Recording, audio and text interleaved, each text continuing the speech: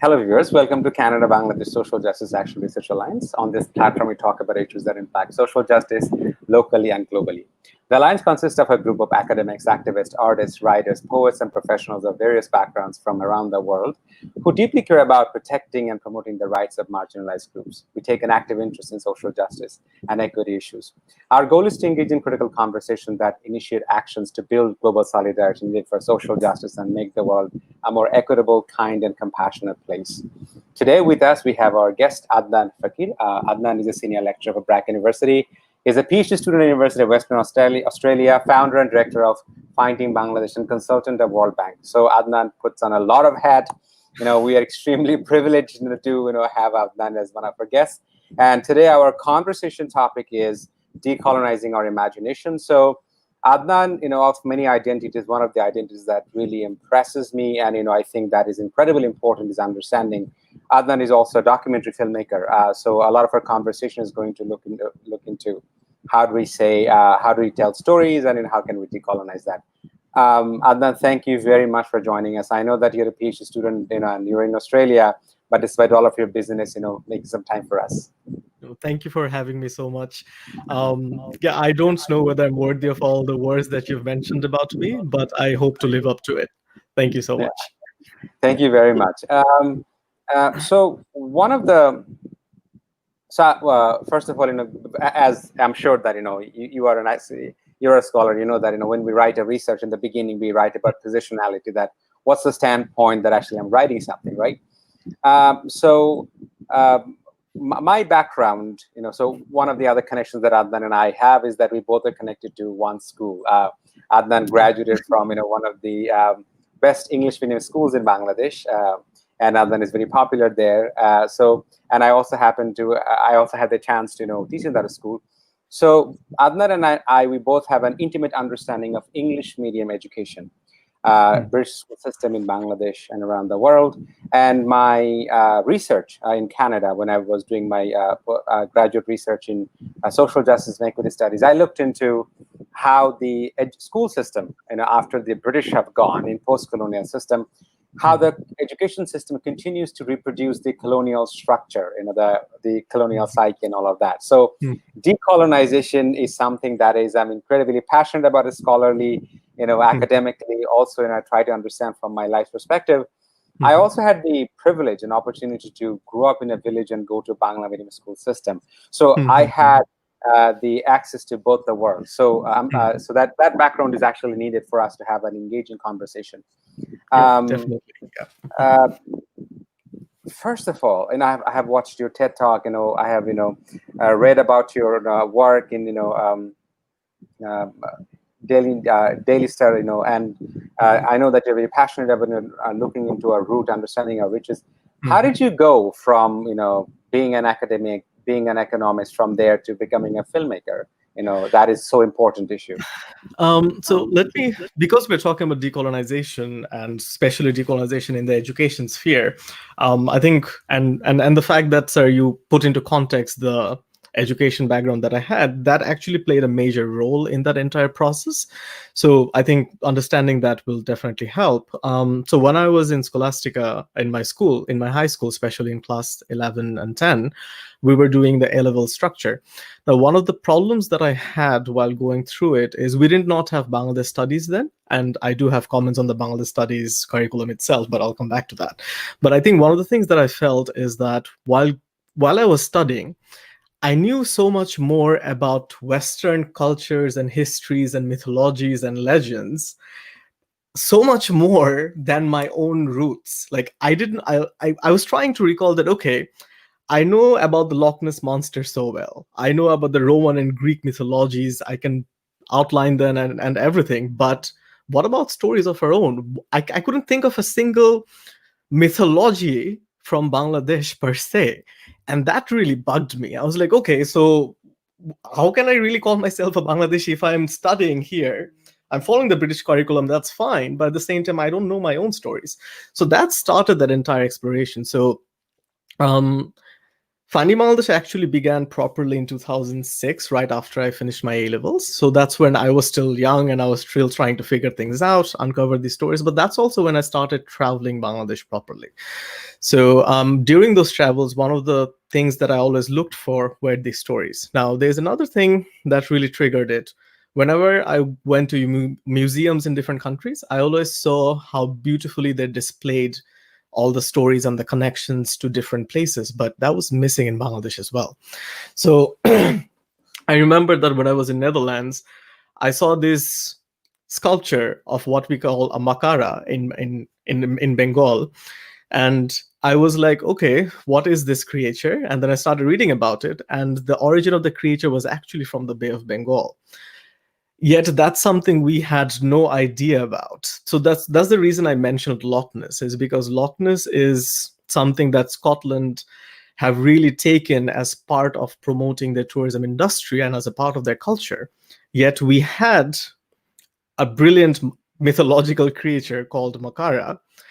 It's called Mokkor in Bangla, but we never really talk about it. We don't integrate it into a part of our culture, right? So that really bothered me, and the Makara was very important to me because, see, when we talk about dragons, which Western TV shows and all of that, and including us, we romanticize so much. The origin of the word dragons comes from the word drakon, and drakon is essentially referring to sea monsters, not flying monsters. And Makara is a sea monster. And there's this paper by this French archaeologist that got published way back, I think it was in 1977, that actually attributes Makara as one of the origins of the concept of dragons. So that's something that we should be proud of. But perhaps, and I don't want to causally link that, but perhaps due to how our curriculum in the schools were colonized or developed, whenever we read our own history, we are taught about it in a very boring, subpar manner, which I attribute the reason as to why we don't really know about our countries in detail a lot. So that's one of the aspects of, that's basically how Finding Bangladesh started entirely. And then the journey continued, and then we started digging into all of these. And I'll get into details about those later. But thank you. Thank you for bringing out the colonization aspect of it and the decolonization aspect of it. And there was an article that I was reading in the Dhaka Tribune today, which I thought was very interesting. And the article was saying is that why is our pass cutoff in schools 33? Pass mark. I don't know whether it's still that in, especially in Bangla medium schools or not. You can tell me details about that. But I thought the story was interesting, and he said that the reason why it's 33 is because in 1884, when these exams were being first given in the Bengal region, they weren't sure what mark do we say that you have passed the exam, and the article was saying that this happened because at that time in UK, in Britain, in England, the pass mark was 65, and they thought that people in our region are twice less smart, half as smart. So the cutoff is going to be 32.5, which eventually got rounded up to 33. So that kind of shows how deeply rooted that colonization aspect is within our culture, and we do need to start decolonizing all of these thought processes. We have a lot of it, but I feel like a lot of our mindset is still riddled by it, even 150 years, even though it happened 150 years ago. So that's an aspect that's definitely important, sir. Back to you. Thank you. Yeah. Mane, I have never had any good fortune to be able to ask this question that I'm going to ask you, and also because of our shared background and also academic training.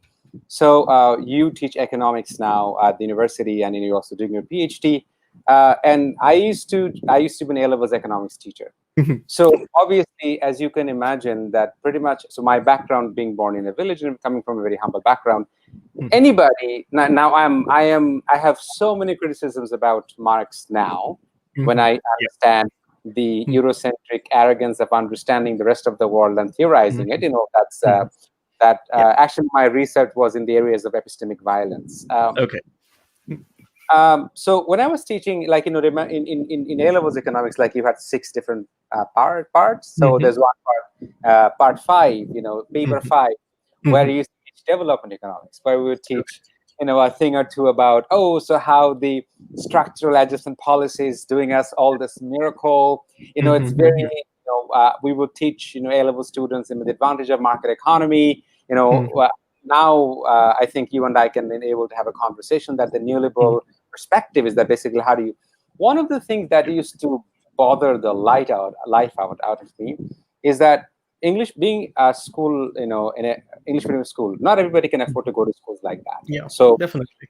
you have to have a degree of, socioeconomic background privileges to be able to Mhm, come to school. mhm, I was teaching students about development, about poverty, about inequality from the textbooks written mhm, by people who have little to no understanding of our socioeconomic background, mhm, our threat, mhm, and also teaching students, from a vantage point that used to frustrate me. And I remember there was one point in time. At that time, I was a very passionate Marxist. At that time, Yeah, as a young heart, communist I've been manifesto. through that phase as well. Yeah. Communist manifesto means a lot, when you're Yeah. young. Anyway, uh, so and then, what used to bug me a lot is that our students had this one tendency. What you have mentioned about 33%. You have brought an incredibly important point. In 1834, a man called Thomas Babington Macaulay gave a famous speech in British Parliament, Mhm, and the minute is called Indian Ministry of Education, where Macaulay said that we need a new breed of Indians who are brown in skin but British mhm. in mind to serve the British colonial interest, Yeah. and that was I, the birth of colonial education system. mhm, The colonial education system, you know, what they needed us to be their collaborator. mhm, When we read, Kipling's poem, White Man's Burden, even mhm. to this day, Yeah. in Bangladesh or anywhere, when we see a white person, what is Mhm, our immediate disposition that works in us, right? mhm, mhm, In Bangladesh, I know firsthand that I have escaped poverty, mhm, hunger, mhm, starvation, literally by teaching myself English. That was my mhm, ticket out of the mhm. poverty, right? So Yeah. obviously at that time I didn't think about how come a language is so powerful. But later Mhm, in my life, mhm, when being trained also in political economy, critical sociology, I was like, oh wow, so it all mhm. makes sense now, right? Yeah. Yeah. Uh, so in the school system, like when our students are taught so much about the British history, so Mhm, much about the Western epistemology, Western history, Western mythology, mhm. obviously we can't see ourselves there. Yeah. Obviously, when Yeah. we see the Europeans or the white people, immediately psychologically we accept their superiority, Mhm, mhm. at the subconscious Yeah. level, right? So Mhm, this is why I'm incredibly excited you brought that up, because now we both are mhm. educators and we both can have a very informed Yeah. conversation about Mhm, it. When you teach in Bangladesh now, you're teaching at BRAC. I'm assuming a lot of students that you get, a lot of mhm. them are from English medium background as well. Yeah. Mhm, So how do you engage with them? Because we can't decolonize the imagination if we don't mhm, know what governs mhm, our imagination, what actually mhm, rules our imagination. mhm. What kind of things you see, when you track these students there? Um, okay, so I'm on study break from BRAC University because I'm doing my PhD now. But so I have been teaching at BRAC for 4.5 years before starting to do my PhD. So during that time, there were a diverse range of students from Bengali mediums, from madrasa education as well as English medium. The percentage of English medium students were obviously much lower, but because majority tend to go abroad, but at the same time there were still a good handful of them, and a lot of scholasticans among them as well. So that was always nice. So in this context, I think one of the good things that happen is as they come out of that English medium school bubble, and I think it's more attributed recently. And in BRAC, what really helps is that they have this semester of TARC where all the students have to live together in a sort of like residential semester, right? So what happens is the English medium students, I find them, if they haven't already, and this is not generalizing at all, they start coming out of their bubble and start mixing with everyone and start seeing the different perspectives of it. Those who haven't, and there are plenty who have already, but there are some who haven't, and they start engaging in that. And I really do appreciate that because at the English medium, Bangla medium divide that we used to have earlier on, especially socially, I feel that that has come down. And I feel like that has come down quite a bit. It's not what dictates social relationships or entanglements anymore. So that is something that I'm really grateful for and something that I've been able to observe. But having said that, there are differences in skills as well. English medium school students are more skilled in certain arenas, whereas Bangla medium students are more skilled in certain arenas. The trick is for the synergy to happen between them and for enough sharing to happen between them in terms of their learning experiences and their life choices. Because at the end of the day, as you mentioned, a lot of the students who do end up going to English medium schools, they are from relatively privileged backgrounds. So they do have a lot to give back to the country too. They have a lot to contribute. And I feel like these kind of cohesions, these kind of meetings are very important in shaping their mindset and trying to understand, okay, where can I actually contribute? It's not like, especially in the development sphere, like if you're thinking in terms of just ending up in the corporate world, that's a different story. But if you're going to come back and socially contribute, then you need to know their stories. You need to see their livelihoods. As you mentioned, like people who come from that level of inequality or poverty, they will be able to relate, connect much better than people who have never really seen that or encountered that. So what I really believe is that and I'm connecting again, I'm bringing back BRAC here. Like one of the things that I really like BRAC does is that they have this single day in TARC, which they call the micro day. What happens is that everyone changes their position. Students start doing the activities of the staff. So some students do the laundry, some students serve the food, some students don't do that. I don't know how much thought process goes into the student's mind while doing the activity, but the idea behind this activity, and my dad actually started this because he was in BRAC then, is to give a sense of the workload and the work pressure and the social surrounding of the admin people who are in TARC serving the students. So it's meant to give a perspective, even if it's only for a day. I would prefer if, for example, these students, especially those from English mediums, had mandated time periods where they had to spend in the villages, connecting to the people and talking to the people. Because whenever we talk about development, it's ironic that we talk about development from a position of privilege from the cities, but not really intermingling with the rural people and what they actually need. So if you really want to work in this sphere, go to the village, stay there for a while, understand these people first. And because and that comes back to connecting with the decolonization aspect of it, because even in rural areas, yes, English is important, and that's globally, that's there. But at the same time, if you do not understand or know the religious, the political, the social spheres of these rural people, which we do not study, and we're not exposed to at all in English medium schools, you're not going to be able to help these people or work in the development sector. Or as an economist, you won't be able to formulate policies that can actually end up helping these people. So that exposure is something that I believe is very, very important. And at the end of the day, it is these exposures that keep you connected to your root. If you don't learn to travel Bangladesh, and I use the word learn because there are ways of doing that. I'm not saying that you go to a place, stay in a hotel, and then be a tourist. No, you really have to learn and be an integrated part of it. You will never have that calling to want to come back to the land and connect back with it. And I think that's something that the colonizers did really well. The way they exposed us to the Western world, like you were saying, we can connect to the Western world better in some ways than we can actually connect with our own country. And that is really sad that I'm having to say this, but I feel like, especially in people from more privileged backgrounds or in English medium schools, this is quite prevalent, honestly. So that's something that needs to be worked on. That's something that I truly believe. Yeah, Yeah. yeah, absolutely. And one of the things that I try to do these days, and so when I was working at Scholastica, and subsequently I have also worked as a full-time high school guidance counselor. Um,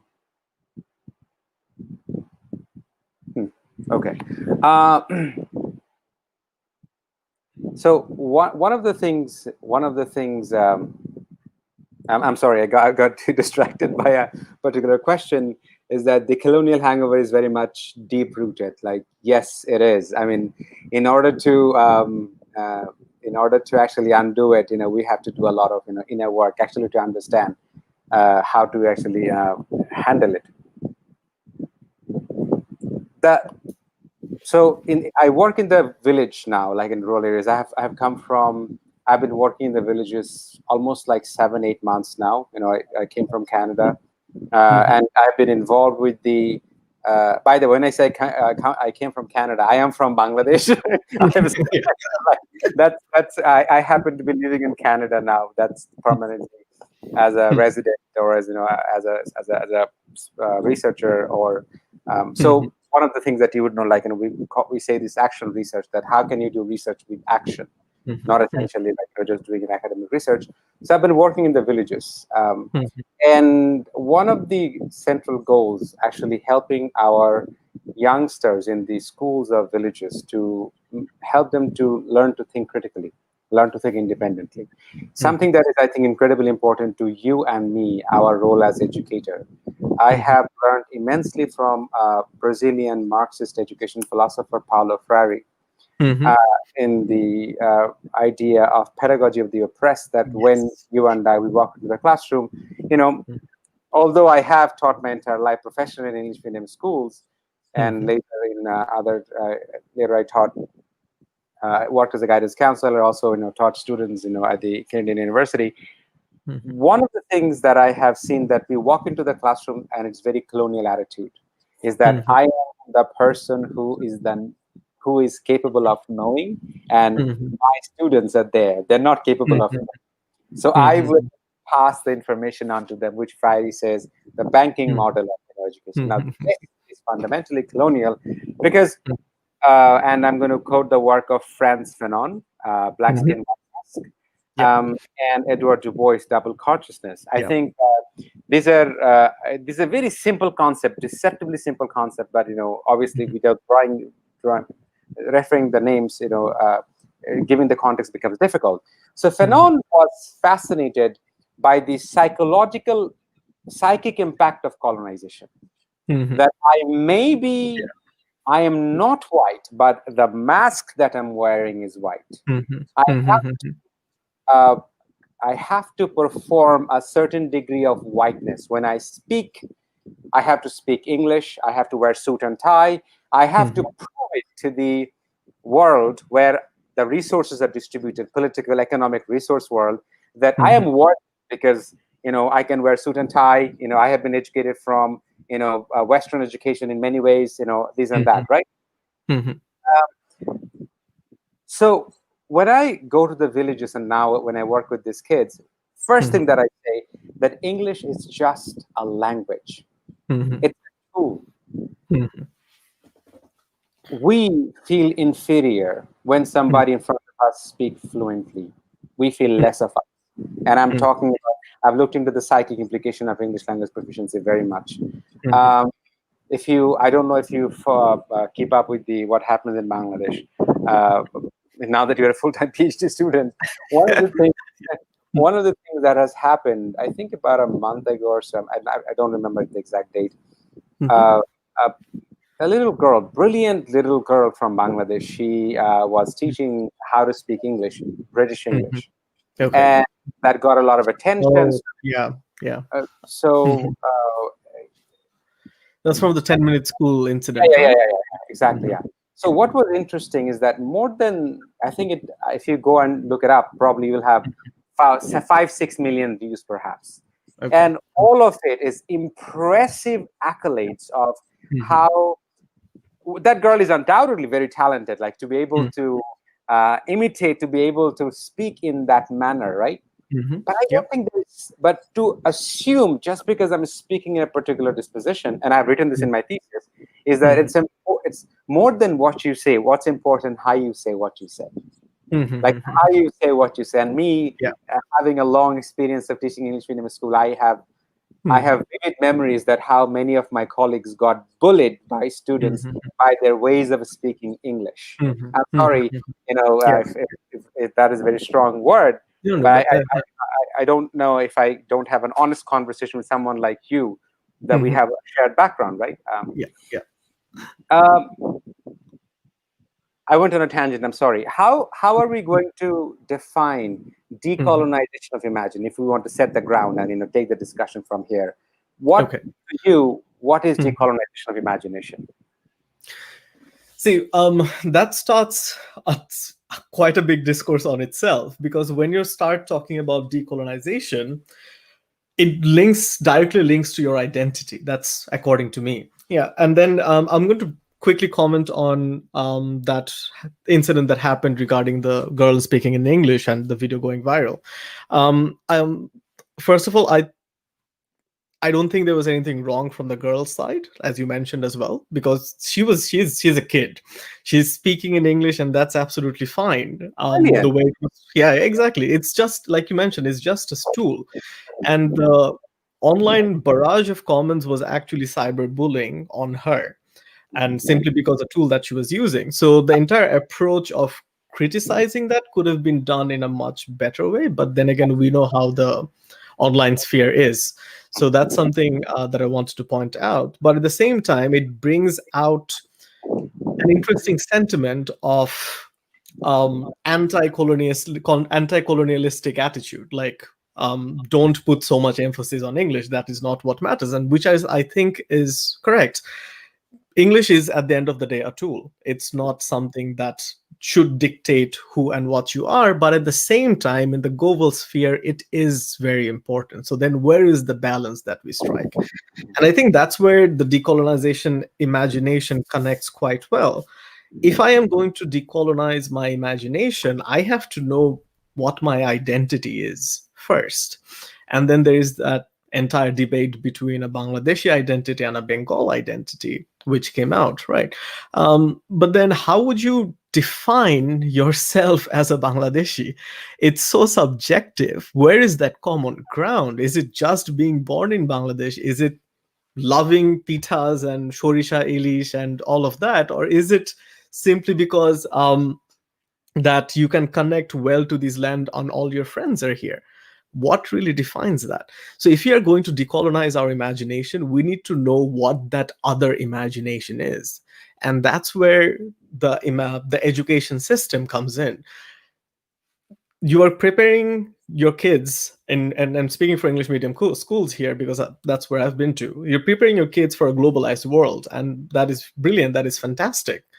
But at the same time, give them a taste of Bangladesh as well, right? So, and I think that's only the beginning, and I don't think it's only the problem of schools.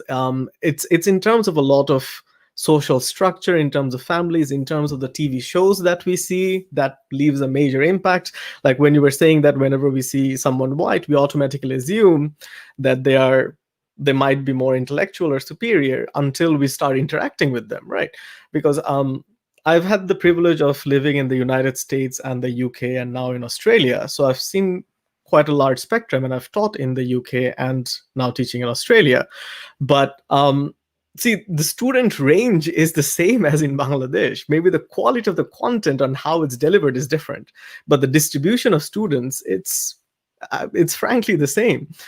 But at the same time, here when I'm teaching, I'm having to learn Australian context and Australian culture, and then disseminate that knowledge in that particular medium, right? Why don't we do the same in Bangladesh? Why don't we create content based on the theories and the ideas, but based on Bangladeshi facts and Bangladeshi incidents and what's been happening there, and then use that to disburse to our students?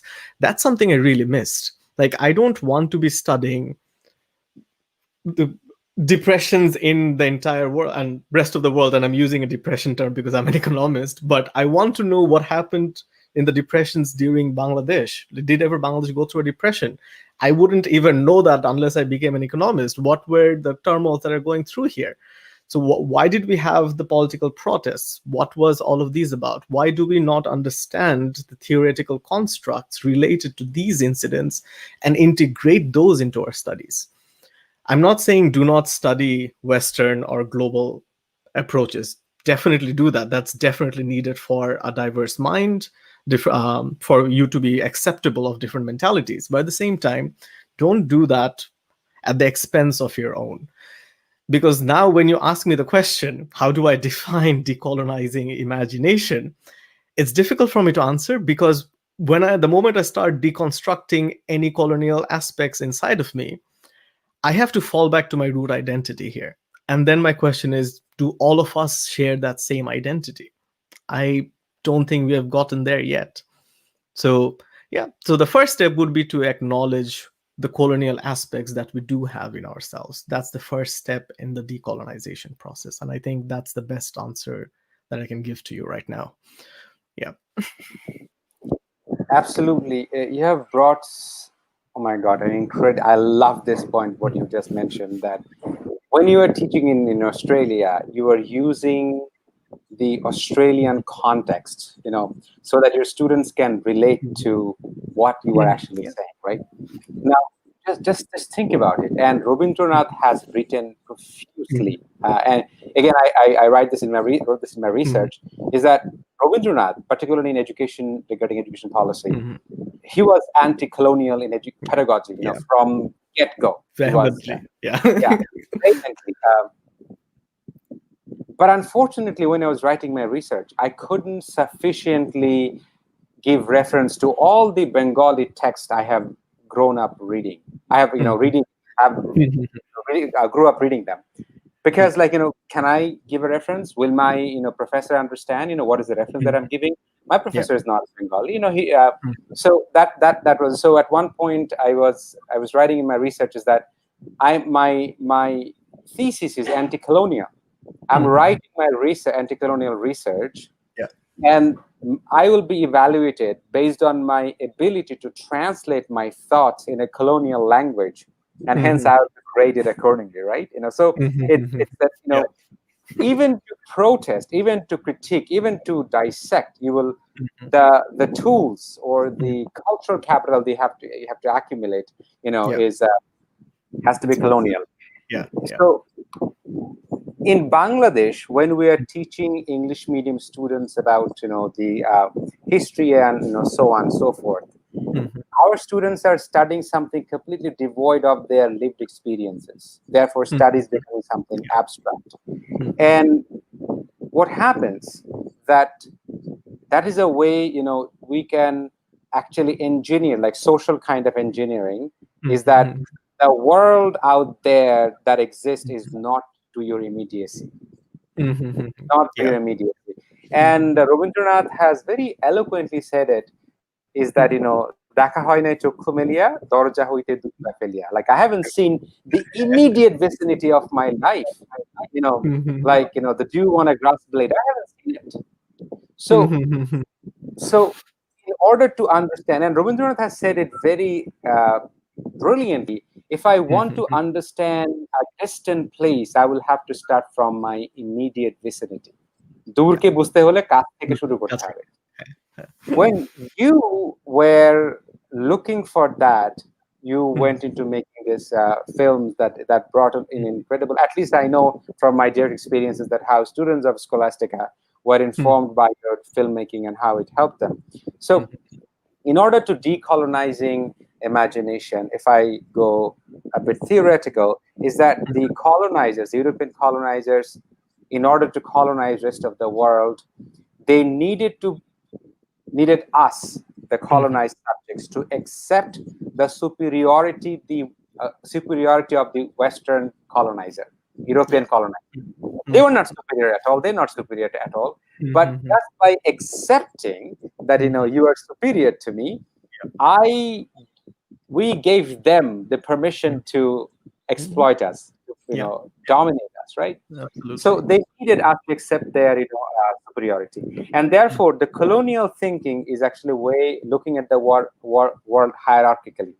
That, Mhm. oh, here I am. Adnan is an economics professor, and he's so accomplished, and I am the security guard of Adnan's building, and therefore the moment I look at Adnan, what kind of feeling, things that happens within me.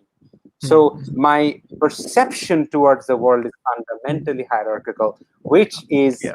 a Mhm. colonial apparatus, a tool they Mhm. used, Absolutely. to for us to accept their superiority. So Mhm. that's where when a person like Farry comes and says, Mhm. wait a minute, Mhm. I am an educator. You and I, we are co-learner. We Mhm. can learn from each other. I may have a certain positionality and life experiences, but by Mhm. no means, I have any Mhm. kind of superiority over you. Yeah. So right away, Mhm. Freire is denying to accept the Mhm. colonial taxonomy, the Yeah. colonial hierarchy. Yeah. So Yeah.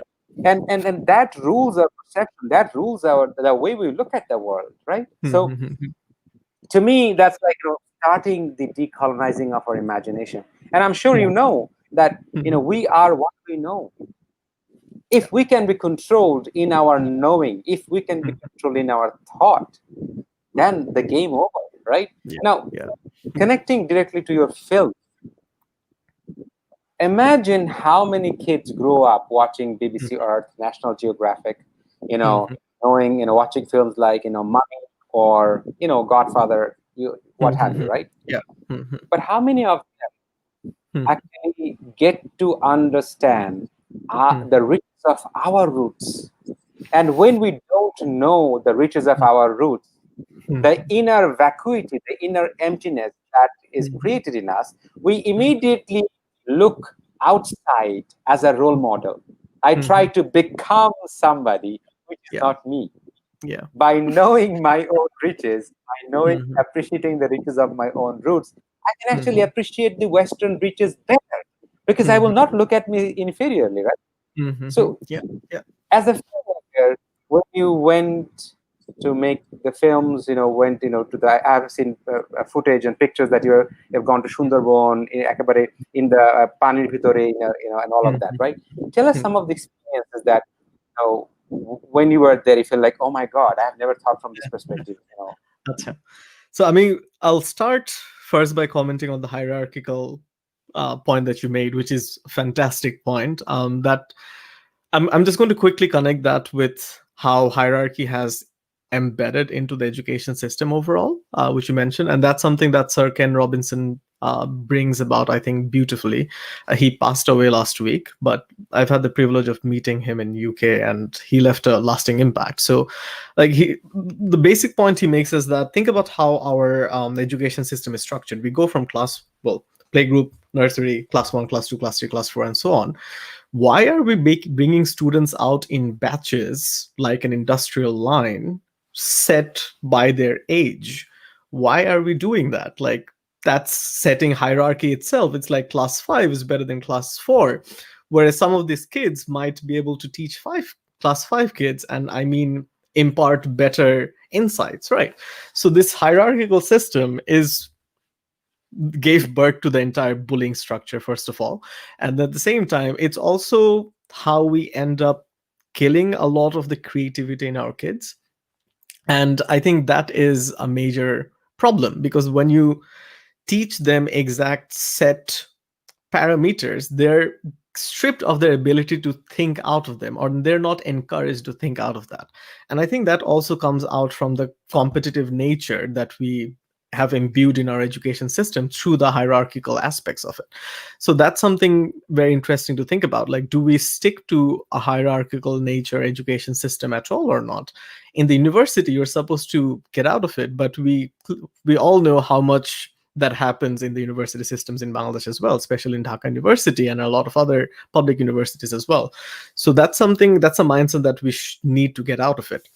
And okay, after that, I'll come back to Finding Bangladesh. So we started shooting for Finding Bangladesh 2, which is the Tales of the South, or Bangladesh Harno Golpo, back in 2010 13. So actually started in 12, we started scouting. So আমরা যেভাবে কাজ করি সেটা হচ্ছে আমরা প্রথমে এক বছর একটা রিসার্চ ফেজ হয়. So in the research phase we read a lot of old documents, পুরানো বাংলা বই. When the British were here, they wrote this fantastic demographical survey as well from the 1860s to 1880s. We refer to those. We refer to a lot of historians as well. So from there, we do our research and we try to compile all the stories that we have from there. So because we focused on Borishal and Khulna divisions in this movie, so we focused on there. And then from there, we start shortlisting the stories that we think are very interesting. And then we go for scouting. We go to each of these locations and then we try and figure out, okay, does it still exist or not? Because people wrote about them 100 years back or 150 years back. Do they still exist? And from there, we finally decide on the locations and then we go about to writing the storyboard and the script and so on. But anyway, so not getting into the depths of that.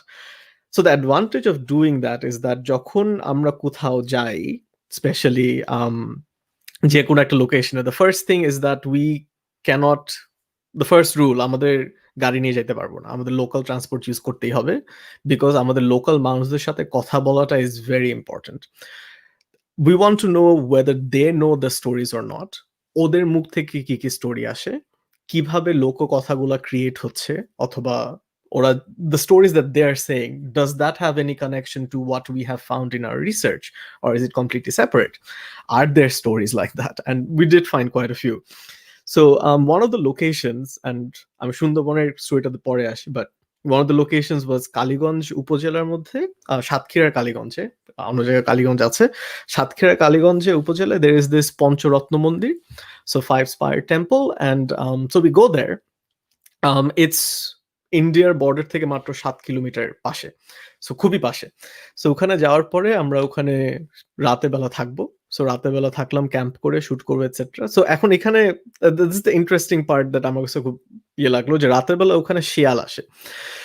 So local মানুষরা আমাদের বলছে ওখানে থেকেন না, কারণ ওইটার আশেপাশে 2 kilometre রেডিয়াসের মধ্যে কারো বাসা নেই, মানে শুধু চিংড়ির খের.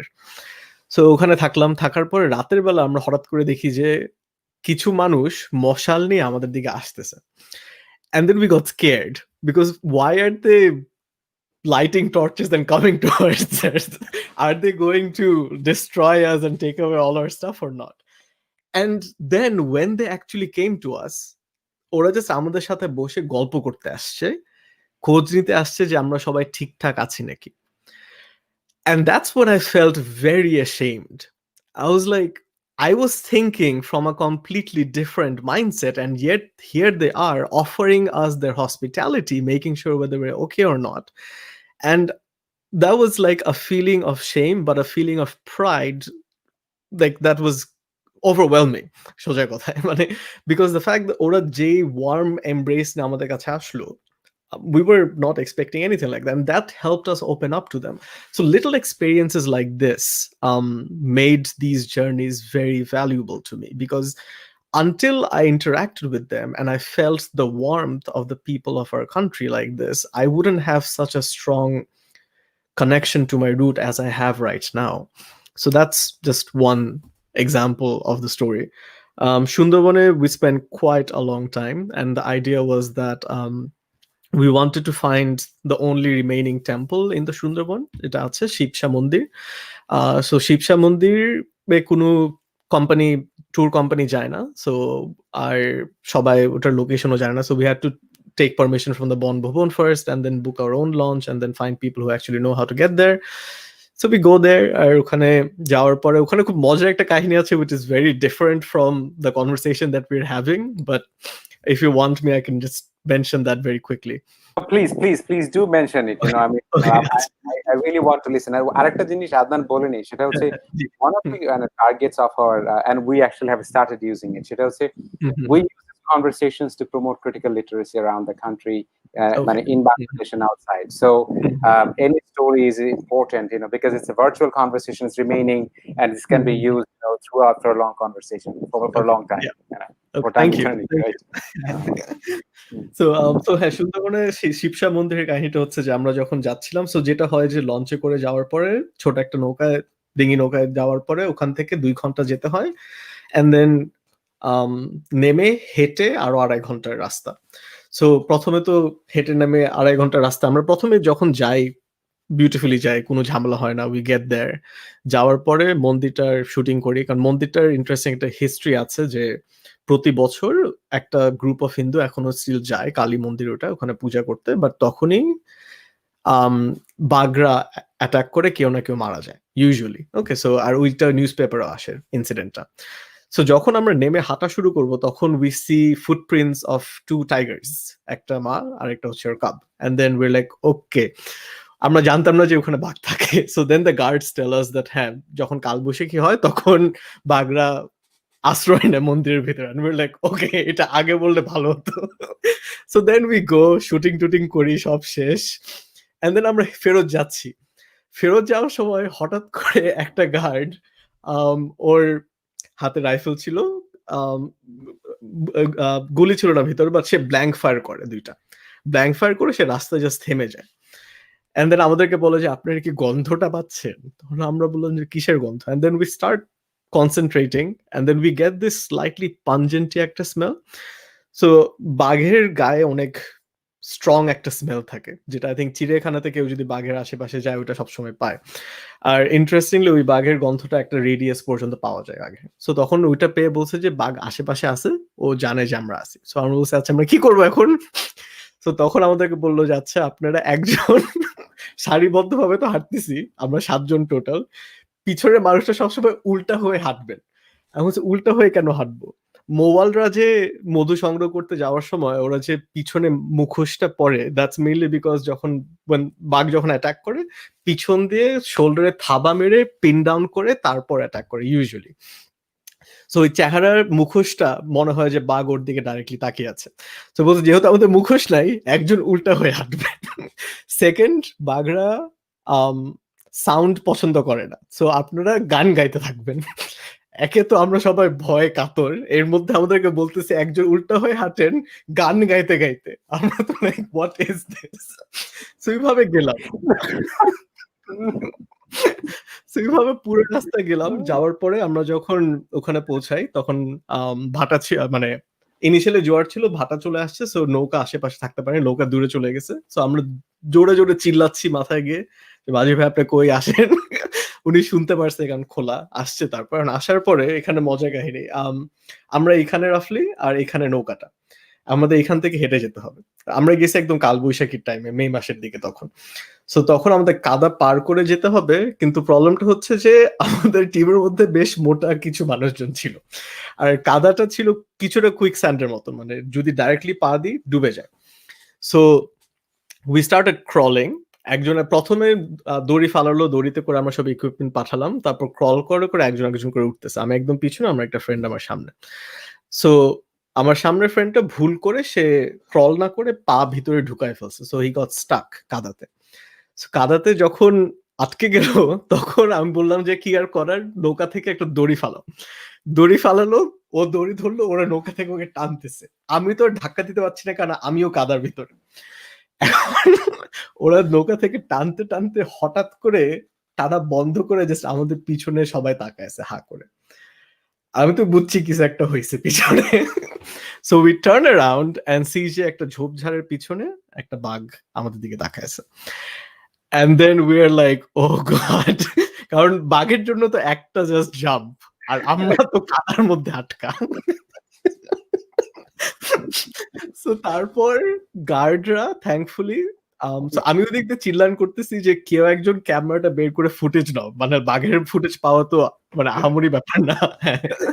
But unfortunately or fortunately guard started guard আবার ব্ল্যাঙ্ক ফায়ার করা শুরু করে। সো প্রথম 2টা ব্ল্যাঙ্ক ফায়ারে the tiger just looked at the guard and that was stunning. মানে এত পাওয়ারফুল, মানে the fact that the tiger had so much, আমি কিভাবে বুঝাবো, এটা হচ্ছে বাঘের অনেক পার্ট ছিল সোজা কথায়। ব্ল্যাঙ্ক ফায়ার বাঘটা নড়তেছে না, থার্ড ব্ল্যাঙ্ক ফায়ারের সময় বাঘটা জাস্ট আস্তে করে হেঁটে চলে গেছে, পালায়ও যায় না, যে not worth it. So Yeah, মানে these kind of experiences অনেক হয়েছে আলহামদুলিল্লাহ ফাইন্ডিং বাংলাদেশের থ্রুতে, বিকজ আমরা total we spent almost 200 days just traveling the south of Bangladesh, কারণ পার্ট টু সাউথের উপরে ছিল। সো প্রায় 200 দিন আমাদের বিভিন্ন গ্রামে গ্রামে ঘোরা হয়, বিভিন্ন জিনিস খোঁজা হয়, বিভিন্ন মানুষের সাথে কথা বলা হয়। সো এই এক্সপিরিয়েন্সটা ফাইন্ডিং বাংলাদেশ না করলে হতো না কখনোই। So that definitely helped. And I really hope so. The purpose was of doing Finding Bangladesh was that the preservation of these locations, because Bangladesh is not well known for the preservation of its historical sites and these stories. So the idea is that let it stay as a document for future generations if they're interested, that they at least have something to fall back to. Because some of the locations we covered, and one I know directly because আমার পরে ওখানে কয়েকবার যাওয়া হয়েছিল, চাচরা শিব মন্দির ছিল একটা আছে। সো চাচরা গ্রামে যশোরে। সো চাচরা শিব মন্দিরটা আমরা যখন শুটিংটা করি তখন খুবই it was still in a beautiful state, but আমরা শুটিং করার পরে right before the film got released, when we revisited the place, the lackluster preservation effects of the government really came forward, because এতদিন they weren't trying to preserve it and it was fine, but the moment they tried to preserve it, ওরা যেটা করেছে যে ওরা সব terracotta pieces যেগুলো ছিল মন্দিরটা and the entire wall সাদা প্লাস্টার দিয়ে কভার করে দিয়েছে, and that ruined the place. So that's our little attempt in trying to preserve these stories. And my journey into filmmaking really started into that. Like, I never call myself a filmmaker because I don't believe that I am a filmmaker, but I am more of a researcher. My filmmaking to me is just a tool to distribute the learnings that we have found ourselves, the research and the stories and the findings that we have. And which the reason we chose filmmaking and আমার filmmaking শেখাই finding Bangladesh করতে করতে is because we thought that this was a medium that can reach to the school kids and the university kids. So that was the purpose. But if I call myself a filmmaker, আমার নিজেরই লজ্জা লাগে because there are so many better filmmakers in Bangladesh and I haven't formally studied in this discipline. আমার যাই শেখা সব করতে করতে শেখা. That's it. এই যে তুমি বললে যে ফিল্ম মেকিংটা, মানে এখানে আবার মানে I I I respect your humility, মানে and at the same time একটা জায়গায় আমার কাছে মনে হয় সেটা হচ্ছে So that was the purpose. But if I call myself a sorry, yeah, no sorry, তো আরেকটা বিষয় হচ্ছে যে when I was when I first went to Canada as a graduate student, again, you have mentioned it very well that in order to decolonize, the identity becomes incredibly important. That what is the first element of it? Then,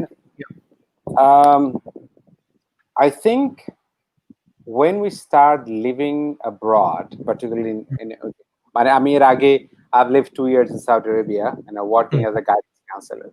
That was an eye-opening experience on so many levels, and I'm incredibly thankful that that I had that opportunity. তারপর যখন when you start living in a country like Canada permanently, you encounter so many things that makes you see things that you did not see when you were in Bangladesh. So one of the things that happens in Canada, and I'm trying to work with the Bangladeshi community actively on that, and সেই জায়গায় ফিল্মের গুরুত্বটা incredibly important. So I have read literature on that. Like, for instance, if you talk to the second generation and third generation Bangladeshi, and actually, like you, আমার একটা মানে I had an exposure to filmmaking. My oldest brother is a filmmaker, so he works in and etc. So okay. I have seen filmmaking for a very long time, but I always was like, I'm in academia, filmmaking is not something for me. But I would go to film set every now and then. The procedure that basically what goes into filmmaking, I had an idea. Yeah. So when I went to Canada and I saw the identity became incredibly important for me, and understanding that how people actually negotiate their identity. Living in a place like in America, Canada, or UK, I got a grant. So I decided to make a documentary film on identity negotiation. That basically, how do you negotiate your identity when you live in Canada? What happens? Like, are you a Bangladeshi Canadian or Canadian Bangladeshi, or you just Canadian? And I have had conversations with people who are first generation immigrants. I had conversations with people who were second or third generation Canadians. Um, and again, you and me being part of English medium system, we know that a lot of Bangladeshi students, when they finish their university, they live in Canada, they don't get back. That's where they Yeah. settle. Yeah. So this has created an incredibly rich vignette for me to engage in critical conversation, understanding, what does it mean to be, a Bangladeshi in a place like that. And I'm having this conversation with more and more politicians in Canada. When I talk to a lot of Canadian politicians, I ask them this common question: that Bangladeshi Muslim, and this is documented in there's a wonderful book I highly recommend you if you haven't read it to read it. বইটার নাম হচ্ছে তোমার Bengali Harlem, written by Professor Vivek Paul. Yeah, I've definitely looked at the book, but I haven't read it. Yeah. And it's highly, and when I read it on many occasions, on many pages, I became very sentimental, emotional, understanding that how Bangladeshi men, Muslim men, Bengali Muslim men, not Bangladeshi, Bengali Muslim men, went to North America as early as 1880s. Yeah, definitely. Yeah. And right after that, we had a very big challenge, which is the Anti-Asian Act, the racist act that the immigration from Asia was restricted. At that time, these Bengali Muslim men who went to New York and they jumped ship from the British ships. Just imagine if you try to picture it, that those men were criminalized by both the British Empire and by the American Empire.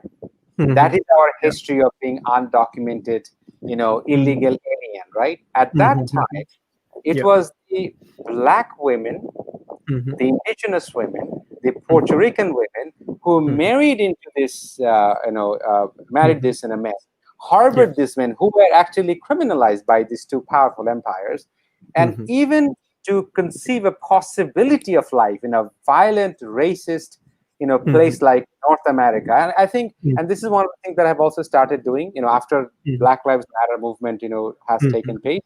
I have become even more vocal about it, is that we have to talk about our experiences, unapologetically and very openly with honesty. And I think you will also agree with me that a lot of the times when we live in countries like Australia, America, in England, we want to portray a kind of picture back in Bangladesh that, oh, I live in one of the most developed country, all the faults and everything, all the problems lies in Bangladesh, right? So we have that, that's a colonized imagination, right? So when I started having conversations, and now when we go there, and I don't need to give you any way more than I can probably cover in this conversation, is that how in Bangladesh, on so many ways we carry unimaginable racist stereotypes in us, like when we deal with each other, right? So when I was having conversations with them, I have met people who are Bengali in their heart, and although they're living in Canada, but they are proud of their identity.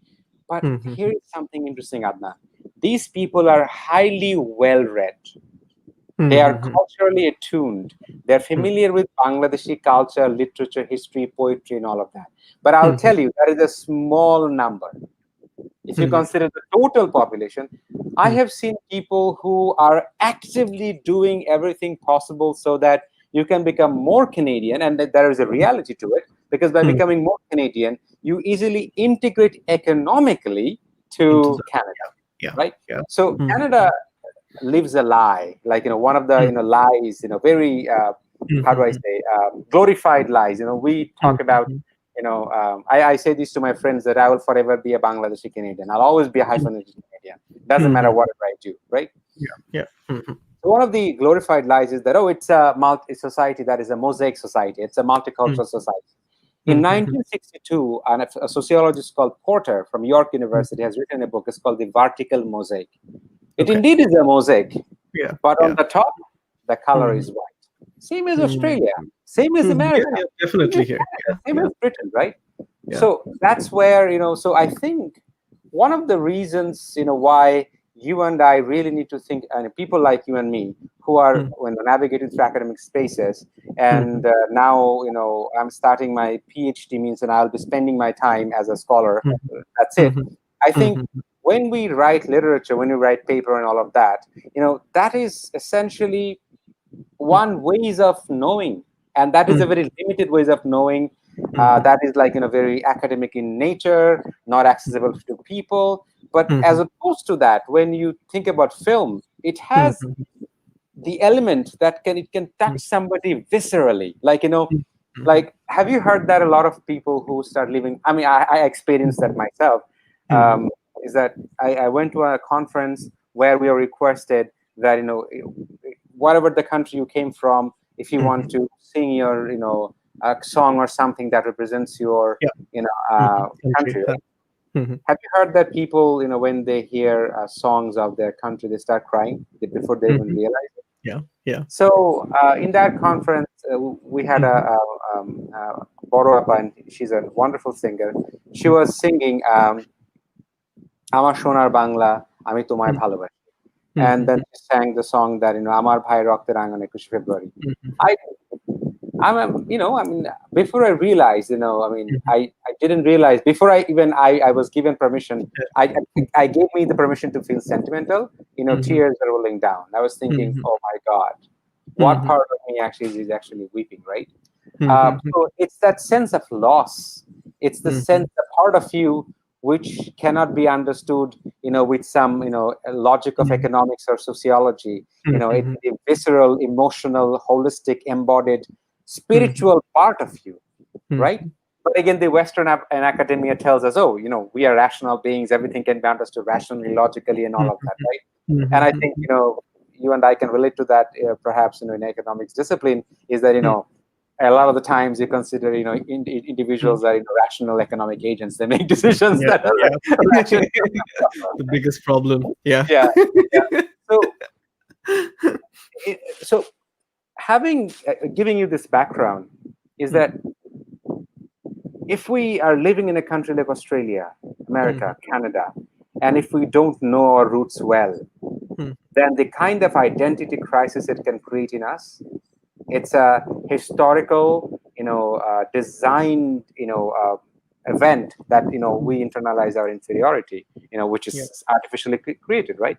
Mhm. So how do you see that, like, the diasporic experience and the need to understand the root very well?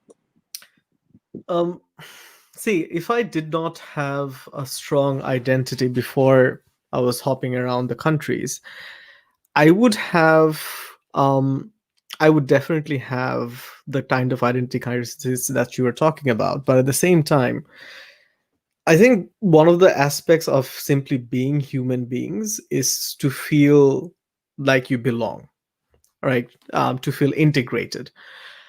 And I've of all my friends that have managed to settle down abroad, and there are many, because more than half of my batch ended up settling abroad. One of the aspects of it is that people who had a weaker identity or a weaker connection or a bond to Bangladesh, they were always the first people who could settle down abroad easier. So the reason being is that they were not suffering from this multi-identity complex. Like, where do I really belong? Am I really a Bangladeshi or a Canadian or an Australian? Like, what hyphen comes first? Comes before the hyphen. So they had a much easier time into acclimatizing into the environment and then settling down there. People who really struggled were the people who wasn't sure whether they actually want to settle down there and what was the reason. Um, I had a very difficult time deciding whether I want to settle down somewhere or like I still don't know whether I want to settle down abroad or am I going back to Bangladesh eventually, right? After my PhD is over. I don't know, honestly. And here, I do see a lot of people who have that dual identity crisis or that cross identity crisis to the point where I don't think they feel entirely Bangladeshi or entirely Australian. yet they have a separate sort of like a cross-set identity of their own, and they talk about that. But I also feel like that confusion, especially to the second generation, if that confusion persists, can have negative repercussions in terms of that sense of belonging. I still, if I say that I feel like I completely belong here in Australia, that's not true. A part of me is always in Bangladesh and it still wants to be there. But think of the people who are coming here looking for a better life. They are making a conscious decision to let go of their older identity and accept a new one.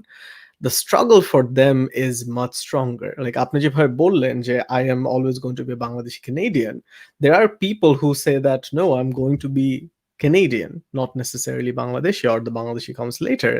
Not, don't put as much weight on them. The type of mental transition they make is staggering, right? How do you change your identity in such a short time? um, so I think in that process, that is something that has contributed, I feel like, in the lack of uh, how do I put this, like the fact that the Bangladeshi identity is diluted, especially in the upper echelon of Bangladesh, if I in the higher society, if I put it like that, I feel like this has something that has contributed to it. Um, like আমি যদি গ্রামে গিয়ে কাউকে জিজ্ঞাসা করি, and আমার অনেকের সাথে এটা নিয়ে কথা হয়েছিল যে আপনি নিজেকে কেন বাংলাদেশী মনে করেন, বাংলাদেশী বলতে কেন, মানে কি কি বলতে বলেন, they always refer to their surroundings. Okay, but the patriotism, ওরা কিন্তু, আমি শুধু যদি ওদেরকে জিজ্ঞাসা করি শুধু যে আপনি কেন বাংলাদেশী, সোজা কথা হচ্ছে আমি জন্মাইছি এখানে, কিন্তু পেট্রিয়টিজমের অ্যাসপেক্টে কিন্তু ওইভাবে আসে না, ওইটা আসে collectively. Individually patriotism does rarely comes out. So once again, like once you get out, if you are mingling with people who are individualistic or connect themselves more to whatever country that you've been to, you have a higher propensity to become or have a desire to get integrated into that. Your patriotism gets squashed down. Having said that, I have different viewpoints on patriotism, so that's an entirely different idea. But the fact that patriotism কমে গেলে যে identity কমে যেতে হবে, সেটা I don't agree. Like the identity is something you have to really set for yourself. And I've had friends who struggled with forming that identity during their undergrad years, especially যারা বাইরে গিয়েছে, যে when I say that I'm going back to Bangladesh, what am I really going back to? And I think that partly is to blame the fact that they were always protected or sheltered within their family, so they were not allowed to explore through it. So ওটা থ্রুতে ওরা নিজেদের আইডেন্টিটিটা develop করতে পারেনি. Whereas since they always saw movies from the Western world and English was always there, থাকতে হবে, and they always knew that culture, that's something that they could relate themselves to. Not that they did not face culture shocks. There is always that culture shock for some people, কারো জন্য বেশি কারো জন্য কম. But then when you come back to Bangladesh, there is that reverse culture shock, um, especially for people যারা বেশি integrated হয়ে যায়. So then where is your identity amongst all of that? So answering that question requires a strong disposition, a strong desire to want to belong to a certain place. And the conflict starts when you can't belong to Bangladesh, even if you want to badly, but then the country that you're in right now, that gives you a better sense of belonging. So I feel like at the root level, that's where the conflict initially starts. Yeah. এই যে কনফ্লিক্টের কথাটা তুমি বললা, মানে one other element, মানে যে some people যে মানে this is very true, some people will get belligerent, like no, Yeah, I'm Australian, don't even call me Bangladesh. Yeah, I'm not yeah. saying that's everybody, but some people. And there is a wonderful book published in Canada. বইটার নাম হচ্ছে Deep Diversity, where the author Shakir Chaudhary, he talks about he being a South Asian, the first part of until actually even in his early 30s, Only after his 30s, he started thinking like, oh, Mm-hmm. I'm actually not white. Yeah. So he, in his late teen or early, all of his 20s, he thought he's white. So এই জায়গায় আসার পরে একটা যে জিনিস হয় সেটা হচ্ছে যে আমরা ইকোনমিক্সে যখন ক্যাপিটাল Yeah. পড়াই তখন তো আমরা যে ইকোনমিক ক্যাপিটাল তো এটাকে আবার কন্টেস্ট করতেছে বোর্জিও, একজন French philosopher Bourdieu. He is talking about the capital তো শুধু ফাইন্যান্সিয়াল না, যারা cultural capital, social capital, symbolic capital, এই ক্যাপিটাল গুলো আছে। I don't think, but again, I think as I'm growing older, I'm understanding patriotism in a critical lens as well. Is that I think there is nothing wrong with patriotism if it is not weaponized. If there is a kind of patriotism that actually goes towards fascism, is that I am the best of the best. Just look at Donald Trump, right? The greatest country in the world, right? So ওই জিনিসগুলো আবার বেশি problematic হয়। আমার কাছে যেটা মনে হয় যখন আমরা when we kind of I don't know, out of ignorance or out of some kind of inferiority complex, সেটাই আমি জানি না, যে we actively promote our national identity to be something inferior. মানে if you look at a lot of the online conversations and etc., when something happens, you will see a line that goes along like, well, what better can we expect from Bangladeshis? We Bangladeshis, like, I think it's very easy to strung this to words together. We Bangladeshis, Bangalis, and etc. So I wonder, is that in that imagination, because it's not that Bangladesh has problems and America doesn't, Australia doesn't, right? Britain doesn't. Like, dare I say, is that when you listen to people, like the current Prime Minister Boris Johnson or current President of the United States, it's sort of like you question yourself about, like, do people think that people are intellectually, it's like almost insulting someone's intellectual capacity, the way they speak, and in many issues, right? কিন্তু আবার on the other hand, আমাদের তো আবার অন্যান্য crisis গুলো আছে, যে সেটা হচ্ছে আমাদের উই আর নট কি বলে ইকোনমিক্যালি ইনফ্রাস্ট্রাকচারালি আমরা এত বেশি অ্যাডভান্স না, সো আমাদেরকে টু সিক বেটার লাইফ। আমার কাছে মনে হয় যে ল্যাঙ্গুয়েজের সাথে সাথে আরেকটা যে ইমাজিনেশনের কলোনাইজেশন হচ্ছে, যেটার সাথে ফিল্ম জড়িত, সেটা হচ্ছে টেকনোলজি মিডিয়েটেড কলোনিয়ালিজম। একটা তো there was a physical colonialism, economic colonialism, political colonialism, and we are suffering the aftermath of it, the reaction of it. এখানে একজন আমাদের এক বড় ভাই, somebody from Toronto, উনি একটা খুব সুন্দর কোয়েশ্চেন করেছেন, যে এই যে to teach Bangladeshi context, যে হাবিবুল্লাহ টোরি ভাই, যে giving the scenario of Bangladesh, like when you teach economics and sociology, like how these things can be used to understand the context. আমাদের তো পড়ানোর সময় আমাদের একটা টেন্ডেন্সি আছে যে অ্যাজ ইফ পড়ানোটা লাইফ থেকে সেপারেট, পড়ানো হচ্ছে টেক্সট বইয়ের ব্যাপার। তারপরে আরেকজন খুব সুন্দর একটা কমেন্ট করেছেন, সেটা হচ্ছে যে exactly, Adnan, who are not well connected with their heritage, they can deroot very easily, right? মানে রুটটা কি করা।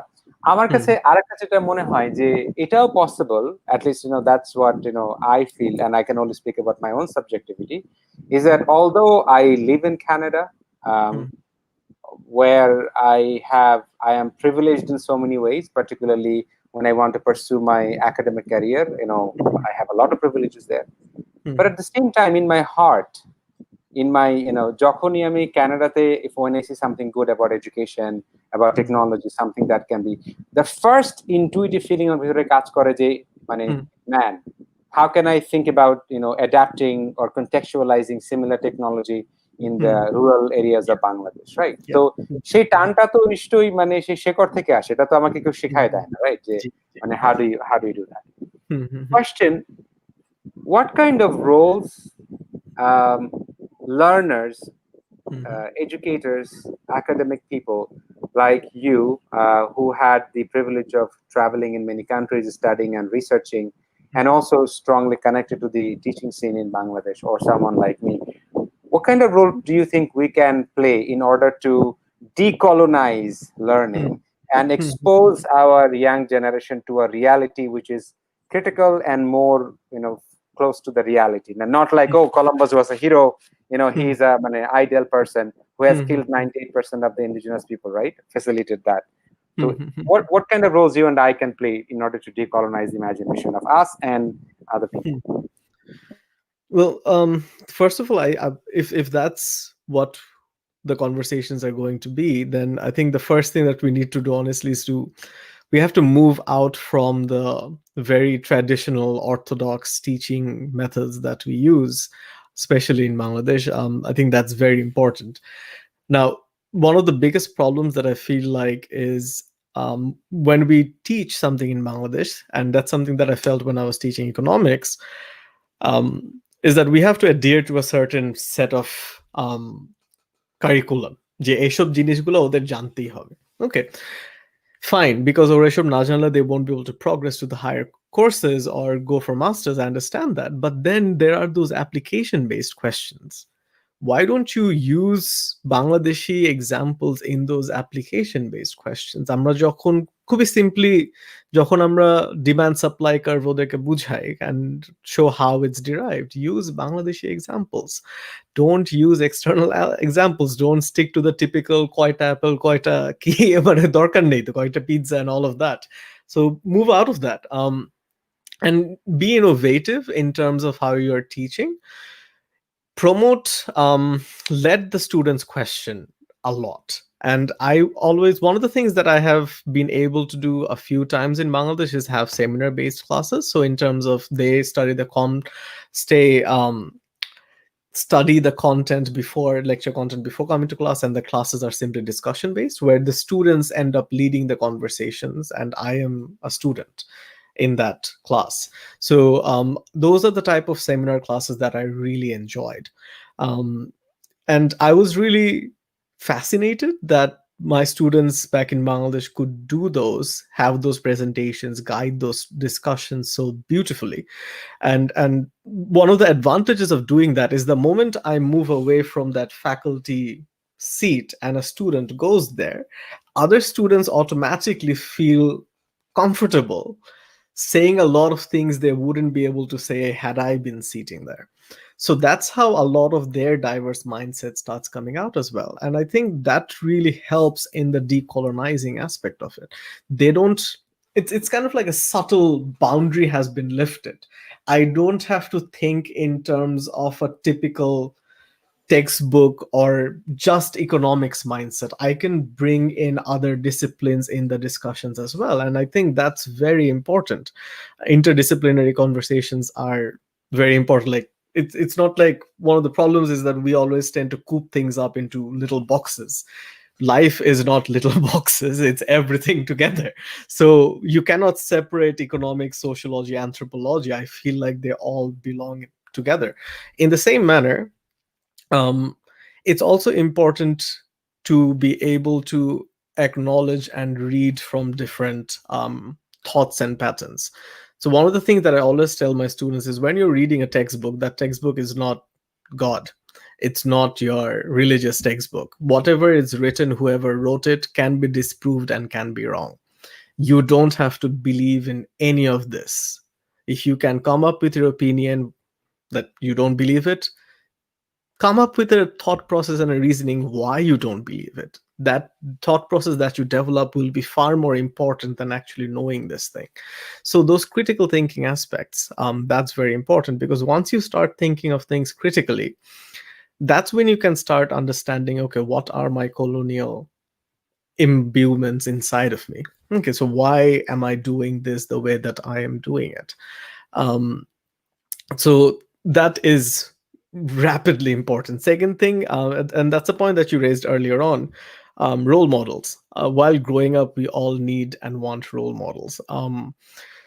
I was lucky যে আব্বু আমাকে সবসময় মানে আব্বু um, so he's in academia as well. So he reads a lot of books, and it's thanks to him যে আমার বাংলা অনেক বই পড়া হয়েছে, because আমার স্কুলে তো এক্সপোজারটা আসেনি.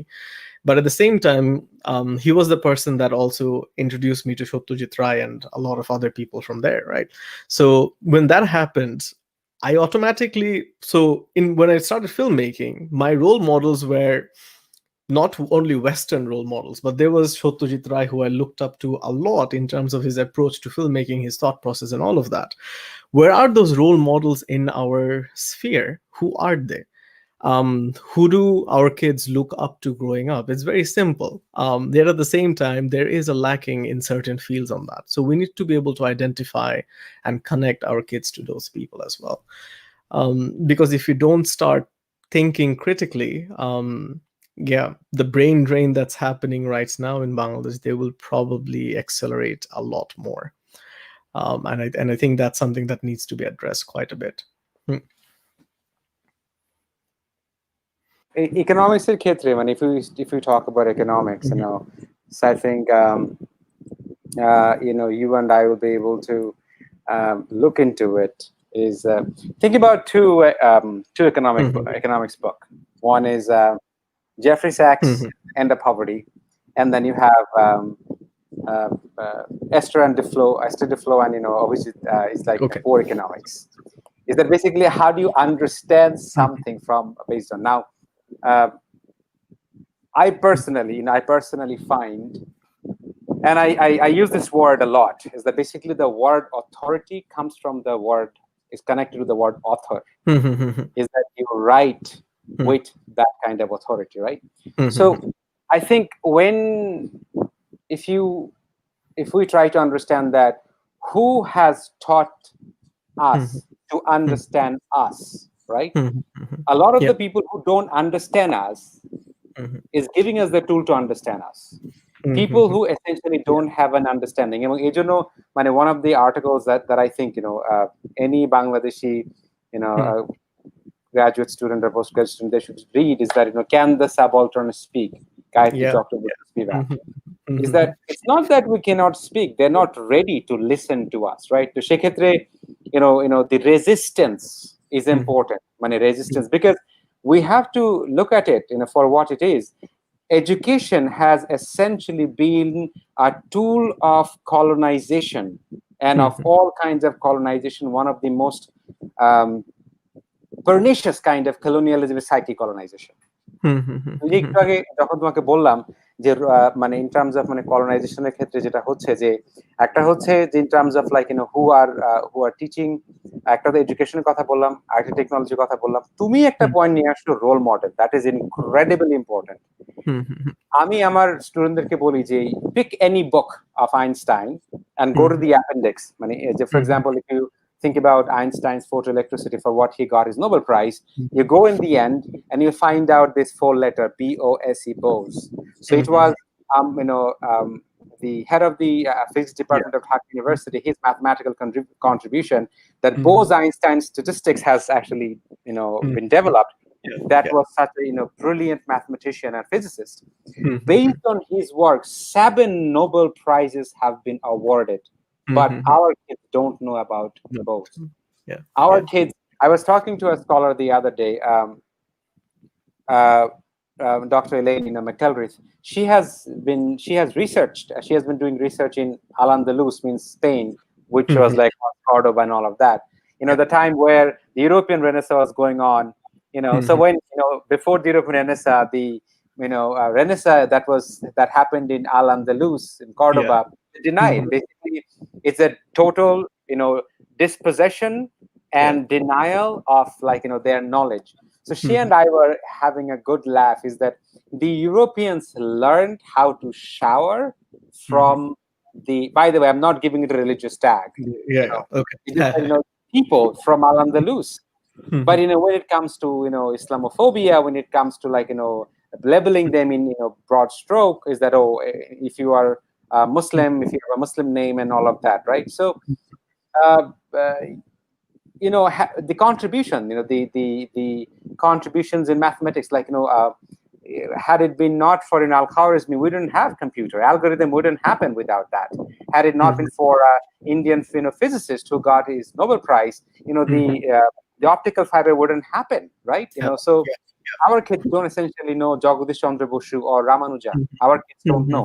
If you tell them, who is talented in their mind, when it comes to genius, it's Einstein. When it comes to philosopher, It's Shakespeare, Socrates, Plato, Aristotle. When it comes to writer, Shakespeare and John Donne, right?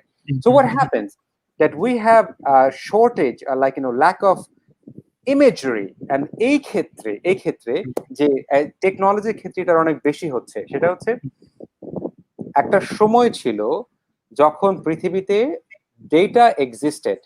But think about it, and I read a book, it's called the future of politics, যেখানে from the history beginning of human civilization যে অ্যামাউন্টের data up until 2003 পর্যন্ত produce করা হয়েছে, we produce that amount of data in every 2 days, and this book was published in 2018.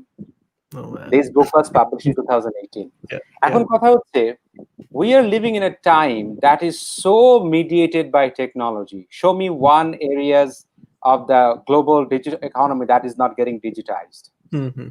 Yeah. I mean, as I've mentioned this to you before we started the conversation, which is why my training is not in computer science. I decided to look into the role of artificial intelligence in building sustainable rural communities, not because of it's because we are now getting colonized by data. We are facing computational colonialism if we don't look at it. Like, do you think that in the digitization of the world, in digital map system, to what extent we exist? এখন যদি তুমি digital ম্যাপে যাও, সেখানে গিয়ে I can tell you, you can go right in front of the house that I live in Toronto, you can see the road and what shop around there, right? But what about আমার গ্রামের যে ভাই, আমার যে cousin ওখানে গ্রামে মুদির দোকান চালায়, do you think he exists? They don't. So what's happening, that they are getting dispossessed and denied, and again in the process of delegitimization of that process. So I think we really have to take a serious consideration that আমাদের imagination, আমাদের imageryতে আমাদের নিজেদের রুটের যে reaches গুলা নাই, ওগুলা কিন্তু apolitical না, ওগুলা কিন্তু কোনো random incident না. They are very calculated political historical event. Yeah. So I mean, this is something. এখানে কয়েকটা কমেন্ট যদি তুমি দেখো, Navin, oh hey guys. Hi Navin. Good to hear from you. I don't know if you know, Navin got into Columbia, so she's starting her. Congratulations! Brilliant. Someone, so good to hear from you. I understand the individuals demand decisions when they are displaced. What about the role of the government and institutions in promoting roots and collective identity at home? For example, TV channels and media were decolonized even before the internet arrived. Would love to hear comments on that. Somebody, a very, very good friend of mine, dear friend of mine. Same here. At one point in time, he used to be my student, but he's more of a friend than a student. Oh, that's fantastic. It's good to hear from you, someone, after so long. So my quick comments on that is that, so I was thinking that when Firoz was mentioning role models and why, and the lack of the promotion of the role models in our country, is that one of the things that has to go side by side, especially in the new digital spectrum, and that's something that I believe, is that why did we stop seeing the decolonized TV channels in Bangladesh? কেন আমরা BTV থেকে পুরোপুরি সরে আসছি? Okay, এখন majority of the young generations don't see it is because of the quality. That's one aspect of it. But at the same time, if you want to know about the decolonized stories or our own stories and all of that, they have to be portrayed in a certain manner that is going to be appealing to a vast, diverse range of younger generations, starting from those in the madrasa, those in public schools, and in Bangla medium schools, to those in English medium schools. And artists play a major role in that. And artists from different genres, they can be simply painters, they can be digital artists, they can be filmmakers, they can be graffiti artists, and all of that. Bangladesher artister the community, it's slowly growing. Okay, especially in the young generations, in the new mediums of art. For example, Her Stories, Bangladesh je shuru hoyeche, the Her Stories chapters in Bangladesh, they've started promoting the local role model figures in Bangladesh through different artwork mediums that is actually promoting and letting a lot of people know about these people. But at the same time, it's still quite limited. So if we really want to bring these content into the digital sphere, into internet, we need that range of artists so that we can cater the content in those manner to these people. মানে it's the same problem that we had earlier on. আমরা যখন ইতিহাসের বই পড়তাম বা আমরা এরকম না যে স্কুলে থাকতাম আমরা পাল বংশ সেন বংশ এদেরকে নিয়ে পড়ি নাই, we did study them, but they were portrayed to us in such a lackluster, boring, dry manner that you don't register them, you forget it.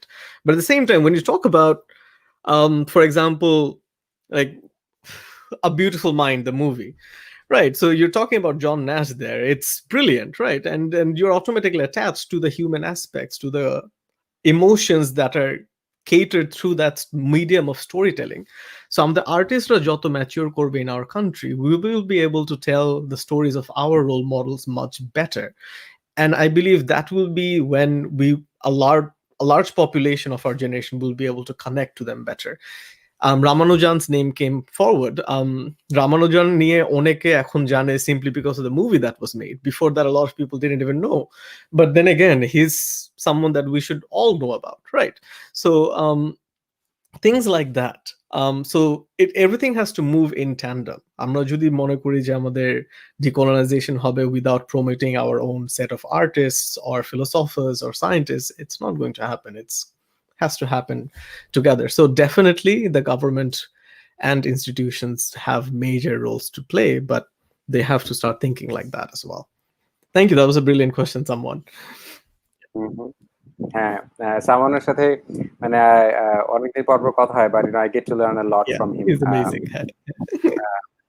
And I remember the first time, I a long time ago I went to New York and he gave me a tour. It was like he was showing me beautiful, coolest places in New York. একটা কথা তুমি মানে আমি বলা incredibly important একটা ব্যাপার, সেটা হচ্ছে যে এই যে when we read about পাল বংশ অথবা মানে আমাদের history, one of the books I think like if I were to recommend one book that we must read to have a political consciousness what happened in North America, সেটাকে বলবো যে People's History of United States of America by Howard Zinn. Okay. Howard Zinner এই বইটাতে যে বিষয়টা brilliant, মানে বইটা একটু বড় কিন্তু this is a book that is what মানে I'm, by the way, I'm not again comparing in religiosity আমি আনতেছি না, আমাদের কিছু বই আছে না, we go to that book again and again and read it, like you cannot get one, so it's one of those books that should be in your shelf and you should go and observe. ওই জায়গায় Howard Zinn has addressed the veracity of history and what we can and what we do in history. So সেই জায়গায় the most brilliant Harvard historian who has written a book on Columbus, and this historian himself was a তোমার কি বলে মানে himself was a sailor. So in the entire book, writing a biography of Columbus, somewhere in the middle, he spends about half a page, a book, let's say that is 600 or 700 pages long, half a page, ওই জায়গায় that historian writes, Harvard historian writes about Columbus, is that, in the process of, European settlement, a lot of the indigenous people have died. Now, you see, language is political way of putting it. very political. When you say people have died and they were murdered by the European settlers, they're two very different sentences. So, we can use fact to tell a lie. The fact, মানে সত্য fact, কিন্তু we can use. So, ওই জায়গায় with a passive sentence to use করা, a lot of people have died, but basically who killed, how did they die, ওইটা তোমার মানে ভাবেই করা প্রেজেন্ট করা হয় না। তো সেই জায়গায় হাওয়ার্ড জিন যেটা বলতেছে যে it is incredibly important for us to pay attention, সেটা হচ্ছে যে how much of the space that was allotted to create awareness about a certain particular event. I was having a conversation with Zoheb, one of my former students, and now he's doing his PhD. ও একটা কথা বলছে যে when I was in high school and I Zainul Abidin, one of the most notable painters in Bangladesh, and বাংলাদেশের কেই বা দেখে নাই জয়নুল আবেদিনের ছবি এঁকেছে যে মানে দুর্ভিক্ষে ফ্যামিনের ছবি, যে মানুষ মানে কি ধরনের, হ্যাঁ, কিন্তু he needed to be a PhD scholar to understand that that was a famine that was inflicted and engineered by the British colonial domination. So that was not mention. তো ওই জায়গায় মানে কথা হচ্ছে যে হিস্ট্রি আমাদেরকে পড়ানো হয়, কতটুকু হিস্ট্রি পড়ানো হয়, হোয়াট ইজ আওয়ার মানে লেভেল অফ এঙ্গেজমেন্ট, তাই না? তো কার্টার জি ওয়াটসনের একটা মানে একজন মানে black education education thinker, education philosopher, he mentioned he says something very brilliantly, that any education system, any education, you need to understand the political aspect of it, that whether the education is actually is being a, is it a tool for indoctrination or actually is it educating, right? So ওই জায়গায় বলতেছে যে মানে he's talking about in terms of the education of the black people in the United States, uh, that no education can be considered a healthy education system if it cannot answer these three questions. Number one, where am I now? And number two, what was the history behind me being here now? মানে আমি যেখানে এসেছি আমার একটা পিছনে history আছে, আমি তো এই হিস্টোরিক্যাল না, I am not historical, তাই না? If I can't answer these two questions, I can never play a significant or meaningful role in deciding where I want to be. আমাদের এই যে তোমার finding Bangladesh, and I would love to like work with you in future and would love to contribute in any ways possible, from a কি বলে perspective of like being a critical sociologist from that point of view, is that basically how do you bring history, how do you bring our roots from a historical perspective so that we get to understand it, that these omissions are not accidental, they are very deliberate, and it has a colonial legacy behind it, right? So I think our education system needs to go through this reformation if we want to build future কি বলে Bangladeshis who will take pride in their own root, so that they can appreciate rest of the world.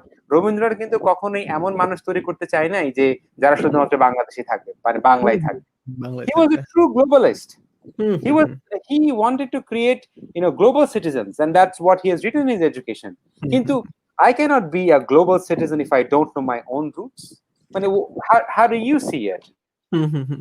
Oh yeah, you're absolutely right. Thank you. And one of the words that I really like that you used, sir, was we are not ahistorical, and we can't be by definition of being alive and being a part of the society.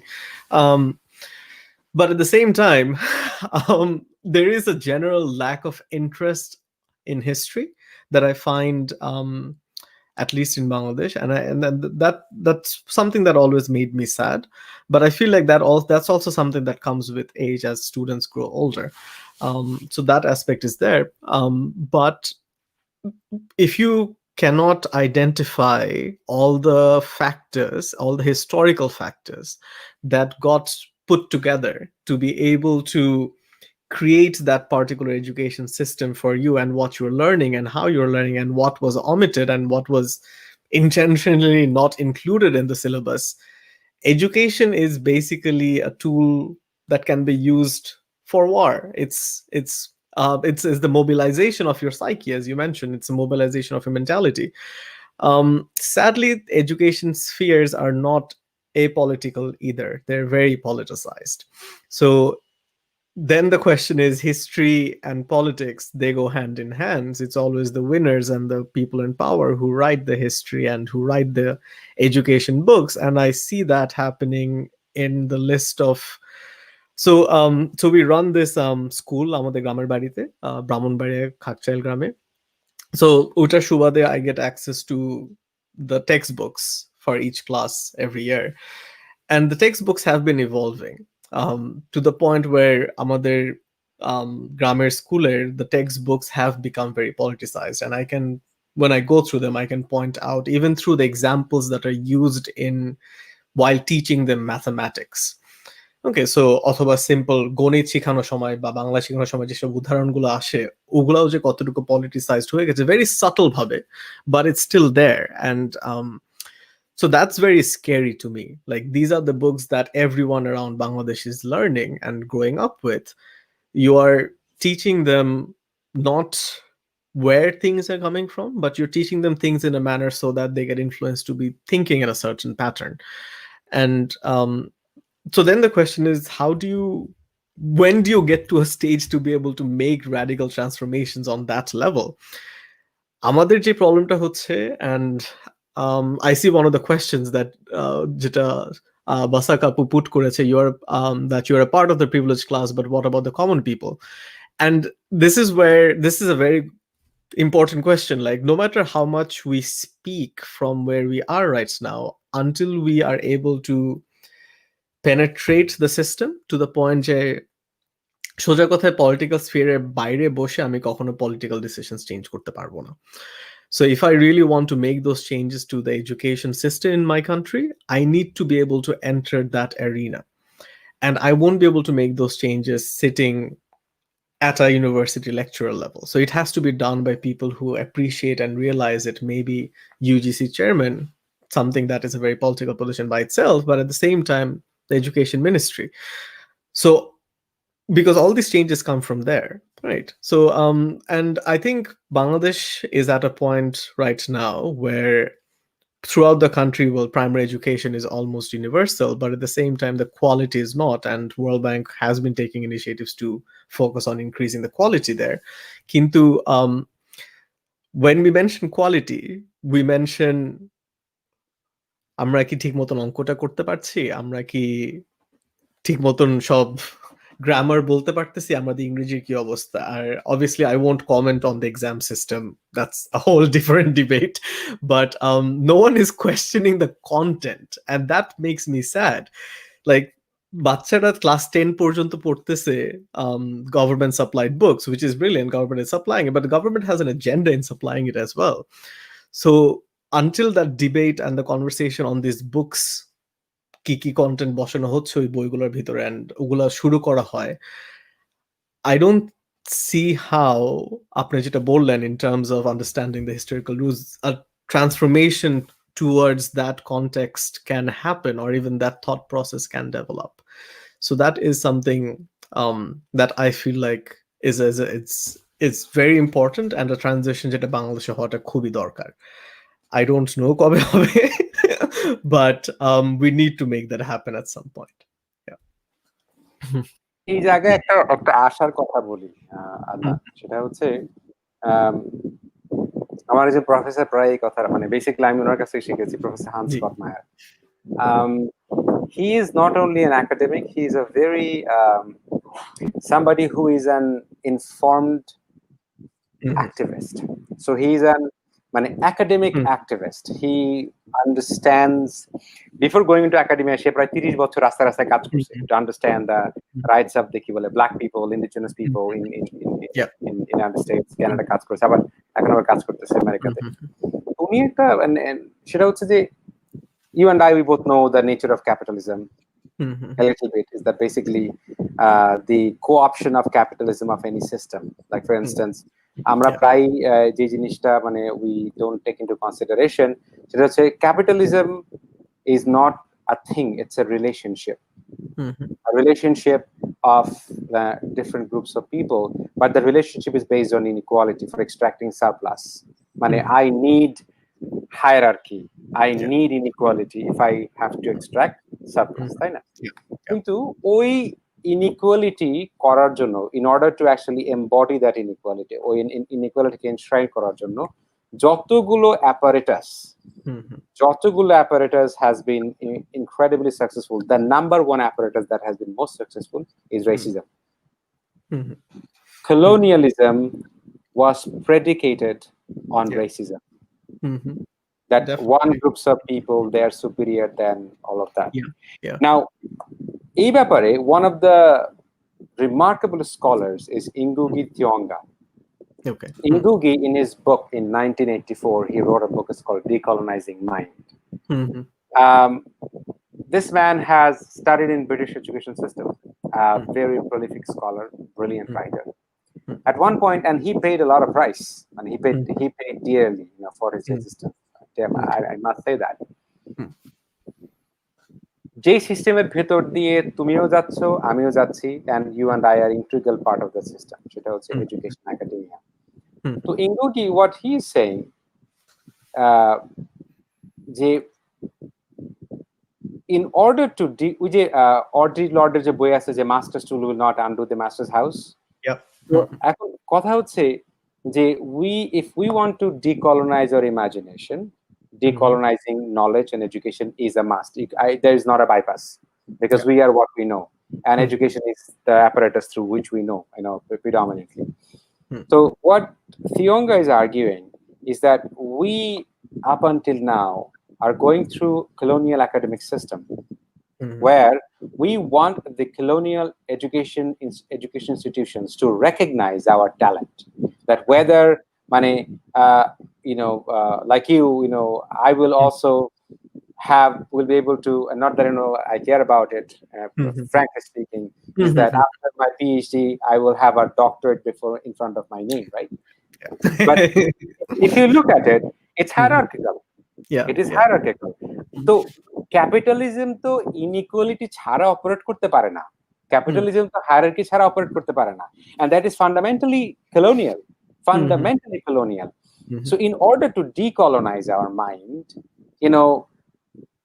we need a lot of journey inward, যেটা আমি মানে কানাডাতে দেখেছি। Like for example, when I first went to Canada, মানে I was baffled by the depth of my ignorance, that basically how little I knew about the indigenous people's suffering there, and I didn't know anything about Black rule resistance. And that is why I think ethically, morally, we have a lot of responsibilities, being as the immigrants in this violently racist places, to stand in solidarity with the Black and indigenous communities. We are direct beneficiary of their 500 years of resistance for racial justice. We enjoy the benefit, but when it comes to solidarity, we buy into the model minority myth. We keep our eyes on the lane, not going to rock the boat.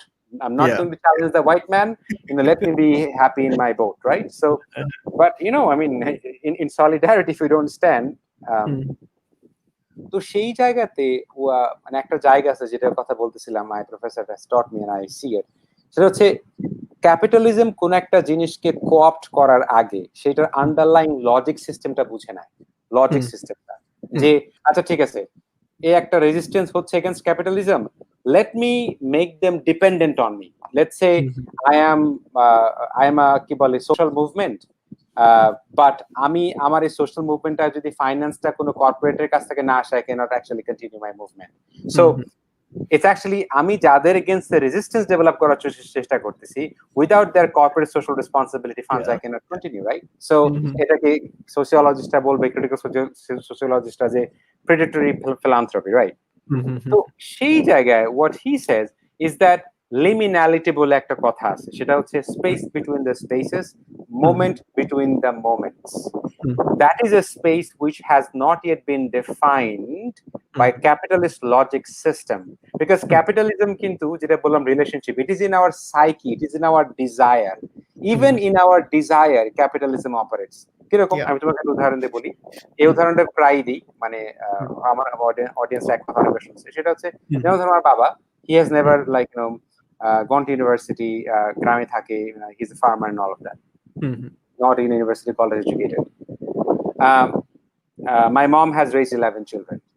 So in order to raise 11 children in a village, my mom had to know very well how to read the world. And Fari has repeatedly made distinction between reading the word and reading the world. Pedagogy of the oppressed, ফ্রাইরি বলতেছে আমাদের শিখতে হবে how to read the world. আমি যে literacy প্রোগ্রামটা চালাচ্ছি, এটা আমাকে বলো তো ভাই, সেখানে কি আমরা are we actually teaching them how to read the world? Do our oppressed people know what is the subjectivity, what is the reason, the socio-economic, political, cultural, historical reason behind their current subjectivity? পড়াশোনা হচ্ছে কিরকম, যে ABCD 3 2 6, I am educated. That is a very narrow neoliberal definition of education. এবং if you notice one pattern, সেটা হচ্ছে neo-colonial institutions like United Nations, World Bank, these international bodies, they are taking increasingly more and more interest in education. I am interested, what are you teaching? I am interested, what is your metric? how Mhm. do you measure literacy, তাই না? Yeah. Which is not criterion at all. My father Mhm. and my mother, they can read the world, their vicinity. That is how they have raised 11 children. Mhm. Otherwise, wouldn't have been possible. Yeah. Yeah. তো তো সেই জায়গাটাতে ওই critical লিটারেসিটা মানে করার ক্ষেত্রে তুমি যে বললা যে জন ন্যাশের কথা, যখন when they need to portrait John Nash, তখন Mhm. বিউটিফুল মাইন্ড তোমার কি বলে Mhm. এরকম একটা সেট আপে মানে কি ধরনের, think about the movie Elizabeth, Mhm. Yeah. ওই যে তোমার কেট ব্ল্যাঞ্চ, হ্যাঁ। হ্যাঁ, ওর একটা ফেমাস ডায়লগ আছে না যে I may not be, I may be a woman, but sir, I can have a heart of a man if I Yeah. choose to, right? Yeah. এখন কথা হচ্ছে আমাদের দেশে যখন তিতুমিরের প্রতিরোধের কথা আমি যখন বলি, হ্যাঁ, Mhm. আমাদের দেশে যখন আমি মানে সন্ন্যাসী ফকির সন্ন্যাসীদের বিরুদ্ধে মানে কি বলে রেজিস্ট্যান্সের কথা বলি, হ্যাঁ, হ্যাঁ, হ্যাঁ, হ্যাঁ। প্রীতিলতা ওয়াদ্দারের কথা যখন বলি, আমরা কি প্রীতিলতা ওয়াদ্দারের কথা জানি? মানে তিতুমিরের কথা জানি? কি বলে ক্ষুদিরামের কথা জানি? আমরা তো ভাই ঠিকই মানে এলিজাবেথের কথা জানি। তো আবার কি হচ্ছে, টেকনোলজিটাকে এত বেশি অ্যাকসেন্টুয়েটেড করতেছে যে আগে তো স্কুল কলেজে যাওয়া লাগতো, এখন the way a movie, the way an art form like multimodal form, the way it can mobilise you viscerally, emotionally, internally. আমার আমার একজন মানে বড় ভাইয়ের বন্ধু, অনেক বাংলাদেশের জন্য মানে সাকসেসফুল ফিল্ম মেকার, উনি আমাকে একদিন একটা কথা বলছিল যে শোনো ফিরোজ, ফিল্মের একটা কাজ, সেন্ট্রালি একটা কাজ, সেটা হচ্ছে can it move you emotionally. এখন তোমাকে জিজ্ঞেস করি, you are a teacher, you are a professor, যখন when you are teaching as an educator, when your pedagogy is of such kind that you are able to move your students emotionally, the kind of transformation that you see in their life is very, very different than when I try to teach the demand and supply curve, মানে কি বলে ওই যে MC equal to মানে marginal cost equals to marginal ওই যে revenue, profit maximisation, একেবারে disembedded মানে decontextualise abstract form of knowledge.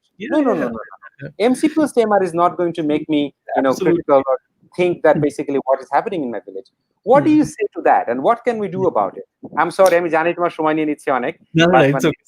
It's a very interesting conversation. So, see, আপনি যখন এক্সাম্পল গুলো দিচ্ছিলেন, the first thing that came to my mind, সেটা আমি initially বলি, is the art of storytelling.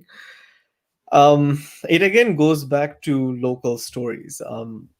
আমি যখন পড়াচ্ছি, and this is a critique that I always make of how we teach mathematics. আমি যখন ম্যাথ পড়াই, আমি ওদেরকে বলি যে এক্স কে বের করো, অথবা এটা করো, ওটা করো, ডিফারেন্সিয়েশন করো, staff like that. But each of them have a meaning. Each of the steps have a meaning, and each of the steps can be taught as a story. The same goes for economics. When you're teaching these things, MC is equal to MR has a particular meaning, and there is a story behind কেন এটা। এখন তুমি যদি স্টোরিটা use করে পড়াও, তখন things get much easier, right? And people can understand it, and then the main advantage is then they remember the story, so the emotions is there, it gets more engaging, but at the same time they can relate it better to their day-to-day lives and their surrounding, and they can critique it better. Even economic models like that, like all the assumptions that we're making are massive assumptions, right? Only now we're breaking all of them down, like in behavioral economics, and we understand systematic bias properly, that emotions do play a role and stuff like that. But that you have to get these messages through to your education system as well. So that's one of the things that I really like about filmmaking and its overlap with education, is the fact that both of them are really storytelling methods. What you are doing with education is you are essentially conveying these stories to them in a condensed manner. The film extends it.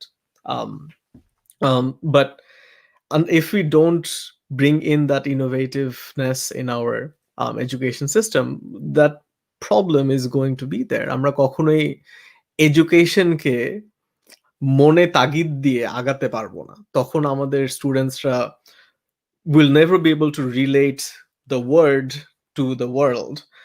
because if you cannot translate the word to the world, the word is pointless, it's meaningless. The world will always come first, so that has to be there. And um, the other thing that I always say is that all the contents that we study ourselves, they did not come out of the blue, ওরা world থেকেই আসছে. So if you disconnect that, the history of why we study what we study, then you don't even know why you're studying this, right? So what's the point? So again, ওখানে there is a major overlap between filmmaking and education in terms of the storytelling aspect. And it's usually the storytellers who are always the better educationists. And that's at least from my experience that I have seen. Like all the experiments that we run in economics, they're essentially stories. So when we present them, they have the story is what's important. That's something that আমার supervisor এখানে বলে যে like যখন আমি পিএইচডিতে হাত দিচ্ছি অথবা শুরু করি, the first struggle is finding the story that you're going to say. And that story is so important because it's your data driven story. It's a story for which you know the context, but you don't know what the solution is going to be, what the answer is going to be. Your data is going to guide you through it. So if you know that I am studying this theory based on these certain aspects, you can apply in the right situations, and you cannot apply in the right situations. Not knowing when not to fall back to the words of a book is also equally important, if not more, than knowing when to actually apply it. So that storytelling aspect is absolutely brilliantly important. And I think this connects back down to আমরা initially যেটা নিয়ে কথা বলছিলাম sir about transforming the books and the delivery mechanism and all of that, and the fact that we don't have an engaging historical chapter to our education system. These are all stories at the end of the day. So bringing them together under one umbrella, that's where our human emotions lie. We connect to people's tales, not just ordinal words. Yeah. Yep. Absolutely, Adnan. That is like very very rightly said. I think মানে conversations like this. So এই যে কথাটা মানে you connected that, but how do you, if you don't connect the word to the world, Yeah. then word has little to no meaning. কিন্তু এটা একটা colonial meaning আছে. Colonial meaning হচ্ছে এরকম যে when I keep the education only to the word, Yeah. I create a generation of clerks যে who don't, আমার কাছে মনে আছে, like I have a very critical thinking friend of mine who is an artist actually, and also an educator. So he mentioned one thing is that, have you noticed something is that he being an art teacher, যখন বাচ্চাদেরকে ছবি আঁকতে দেয়, বাচ্চাদেরকে ছবি আঁকতে দাও মানে যেখানেই ডাজন্ট ম্যাটার, তুমি যে কোনো পর্যায়ে, আচ্ছা গ্রামের একটা ছবি আঁকো, তো বাচ্চারা ছবি আঁকবে যে এরকম যে একটা খড়ের মানে একটা আছে, মানে একটা চালের মতো একটা আছে, তারপরে হচ্ছে নদী আছে, একটা গাছ আছে, but I don't, and he says is that, and have you noticed how there is a homogeneity in imagination? Yeah, definitely. And when Yeah. and when there is a homogeneity in imagination, That's where the creativity is killed. হ্যাঁ, যে তুমি কেন রবিনসনের কথা বলতেছিলা যে like the world has lost a brilliant mind. He, in his entire life, he has been a vocal critique against homogeneity of talent. I mean, one of the last meetings where he was talking about, even in the midst of COVID-19, he particularly mentioned is that we need to understand that what we have done with the nature, and educational ক্ষেত্রে তুমি যে বলতেছিলা যে মানে ফার্মের যে স্টাইলের যে তোমার টিচিংটা, যে ক্লাস 5 এর ছেলেমেয়েরা ক্লাস 4 এর ছেলেমেয়েদের চাইতে অ্যাডভান্সড ওই হায়ারার্কিক্যাল, এবং again this is institutionalized in a colonial education system, এবং also to dictate time. Dictate time. Time হচ্ছে এরকম যে আম, আম, যে আমরা যখন একটা বাচ্চা যখন বড় হয় শেখার ক্ষেত্রে, and I don't know what would you say in terms of মানে তোমার ইউনিভার্সিটি টিচিং এক্সপিরিয়েন্স। আমার নিজের একটা ঘটনা আমি জীবনে ভুলবো না। আমার একটা স্টুডেন্ট মানে কানাডাতে যে ইউনিভার্সিটিতে পড়তাম বা পড়াতাম সেখানে, তো ওদের অ্যাসাইনমেন্ট সাবমিট করতে হয়, মানে ডেট থাকে, ডিডলাইন। একটা ছেলে ও সারা সেমিস্টারই মানে সোসিওলজি একটা অ্যাডভান্স করছে, সারা সেমিস্টার করছে, কিন্তু ওর ফাইনাল অ্যাসাইনমেন্ট টার্মটা সেটাও মানে আগের দিন মানে 2 দিন আগে দেয়নি, পরে 2 দিন পরে আবার ক্লাসে। তা আমি ওকে বললাম যে তোমার অ্যাসাইনমেন্টটা কোথায়, তোমার অ্যাসাইনমেন্ট আমি পাই নাই। হ্যাঁ, তো তখন সে আমাকে বলতেছিল যে আসলে যেদিন অ্যাসাইনমেন্ট সাবমিট করার কথা ছিল সেদিন আমার মা মারা গেছে হসপিটালে, তো এখনো ফিউনারাল হয় নাই। তো আসলে আমি মানে ইমোশনালি আমি মানে ফিল করতেছি না, মানে I am not well. And what really baffled me, and again, who am I to make comments about someone's personal life, what they feel or not feel. I was thinking as an educator, is that as a teacher, as an educator, is it my role যে মানে শুধুমাত্র কার মানে ওই একটা academic performance একটা paper সে লিখতে পারলো কিনা sociology, and that is the end of the assessment, right? So and then again I had the capacity to extend give him another week or so. um আমি ওকে বললাম যে তোমার যদি 1 সপ্তাহ লাগে 2 সপ্তাহ লাগে, আমাদের ওই যে একটা ওই যে তোমার গ্রেড দেওয়ার অপশন থাকে না, যে পেন্ডিং এখন পর্যন্ত আসে নাই। হ্যাঁ, আর আমি চিন্তা করলাম যে ওই ছেলেটা কেন বোধ করলো না যে সে আমার কাছে এসে বলতে পারে যে আমার মা মারা গেছে, আমি পেপারটা লিখতে পারিনি। তার মানে হচ্ছে যে মানে to what extent the hierarchy role plays, মানে কিরকম হায়ারার্কি রোল প্লে করে। আমরা যখন পড়াই তখন কি আসলেই আমরা ছেলে মেয়েদেরকে পড়াই, নাকি তার একটা ন্যারো একটা এলিমেন্ট ধরে নিই? এবং মানে কেন রবিনসন তো সারা জীবন বলে গেছে যে যেভাবে এডুকেশন করানো হয় অ্যাজ ইফ সবাই মানে ল প্রফেসর হবে। That's the kind of, and he has termed the school to be মানে কি বলে school skill creativity. He has written books like in where he have used terms like school to be the death valley of creativity, right? And he has always supported মানে rich human ecology, যে উনি ওই যে লাস্টে যে COVID-19 এর কথা বলে গেছে যে আজকে ইকোলজি ডিজাস্টারের কারণে আমরা কোভিড-19 এ সাফার করতেছি, কিন্তু ঠিক একইভাবে হিউম্যান ইন্টেলিজেন্স যে ইকোলজি আছে, যে everybody is gifted in specific talent, কিন্তু ভাই মানে we are herding our children, hour students towards either doctor হইতে হবে, ইঞ্জিনিয়ার হইতে হবে, মানে বিসিএস ক্যাডার হইতে হবে, অথবা অ্যাকাউন্টেন্ট হইতে হবে। মানে আর বিশেষ করে আমরা এমন সময় বাস করি যে সময়টা হচ্ছে ইনক্রেডিবলি তোমার disruptive. We don't know what's gonna happen after মানে 2 ইয়ার্স। আই মিন ইকোনমিক্সরা আমি জানি না এই ব্যাপারে কথাবার্তা বলতেছে কিনা, এখনকার টাইমটাকে বলা হয় তোমার exponential time. First industrial revolution থেকে সেকেন্ডটা হইতে 100 বছর সময় লাগছে, 100 years.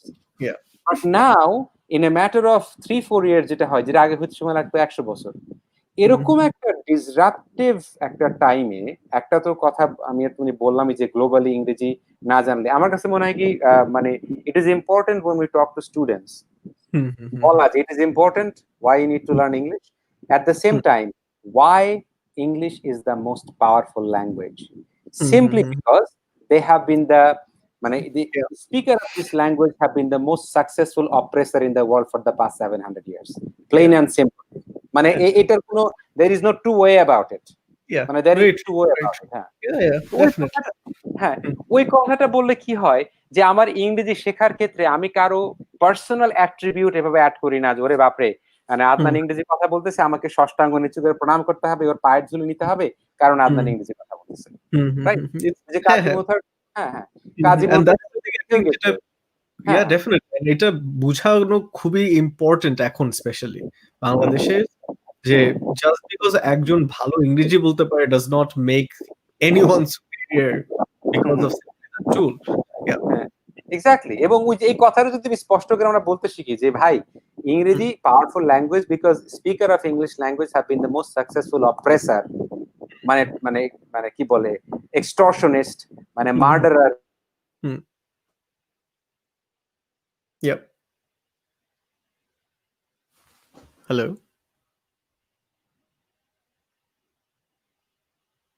Oh, I think Professor got disconnected.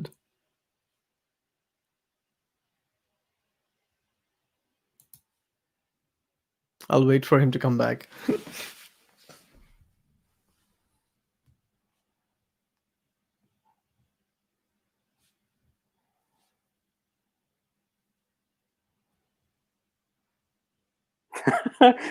Adnan, electricity চলে গেছে।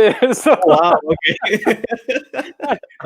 আসলে বাট দিস ইজ ইন্টারেস্টিং যে আই এম সো গ্ল্যাড যে মানে এখন যখন মানে কথাবার্তা বলি মাঝে, মাঝে হঠাৎ করে যখন ইলেকট্রিসিটি চলে যায় কিংবা হঠাৎ করে পিছনে কুকুর ডাক দিয়ে ওঠে। মানে আমি বলি যে আমি কথা বলতেছি বাংলাদেশের একটা গ্রাম থেকে। আমি মানে আমার ফোনটাকে হটস্পট করে আমি কথা বলতেছি। তো আচ্ছা, মানে হ্যাঁ। it's in many ways like again not considering as an hierarchically in terms of like understanding our ways of being. তো আদনান তোমার সাথে কথা বলে মানে অনেক, অনেক, অনেক ভাল লাগলো এবং this is Same here. definitely the beginning of conversation তোমাকে আবার জ্বালাবো, আবার নক করব। Time. যে This was a very engaging conversation and I really enjoyed it. হ্যাঁ, কারণ এইসব টপিক নিয়ে সবসময় কথা হয় না তো, কারণ আমি তো এখন পুরা ইকোনমিক্স এর রিসার্চের জগতে ডুবে থাকি। So I really like having hmm, these different conversations. হ্যাঁ, হুম, thank you hmm. so much. It was an absolute pleasure, but we will continue this conversation and get more and more engagement. বিশেষ করে তুমি রিসার্চে আসো এবং হুম, মানে knowledge মোবিলাইজেশনটা অনেক important একটা ব্যাপার। হুম, So hmm, definitely. and Yeah. dear audience, thank you very much. And this apology for this slight inconvenience. The electricity has gone. হুম, মানে speaking from Bangladesh. হুম। সেটা কি শামসুল আরেফিন আপনাকে তোমাকে থ্যাংক ইউ বলতেছে অনেকদিন পরে আহ, আহ, মানে Arifin was my student. It's good to hear from you, Arifin. তারপরে ফারহানকে চেনো কিনা ও আমার হ্যাঁ, স্টুডেন্ট হ্যাঁ, ছিল হ্যাঁ। হ্যাঁ, ফারহানকে ফারহান। ফারহানকে তো মনে আছে হ্যাঁ, হ্যাঁ, definitely. আচ্ছা আচ্ছা হ্যাঁ। Yeah, Farhan, thank you very much for joining us. It's always a pleasure. And Farhan আমাকে অনেক engaging question জিজ্ঞেস করে। আচ্ছা, So হ্যাঁ। তো আমার আমার অনেক ভাল লাগে যে লাইক যাদের হুম, সাথে হুম, আমার 15 বছর আগে 16 বছর আগে হাই স্কুলে দেখা হুম, হয়েছিল নাও we can engage in a different capacity hmm, hmm. different মানে এরিয়াতে। Yeah, তো definitely. ডিয়ার অডিয়েন্স সবাই ভালো থাকবেন। আদনান ভালো থেকো। Take care and hmm. Stay safe. Yeah, thank you, sir. Take care. ভালো থাকবেন। জি। বাই। Bye-bye.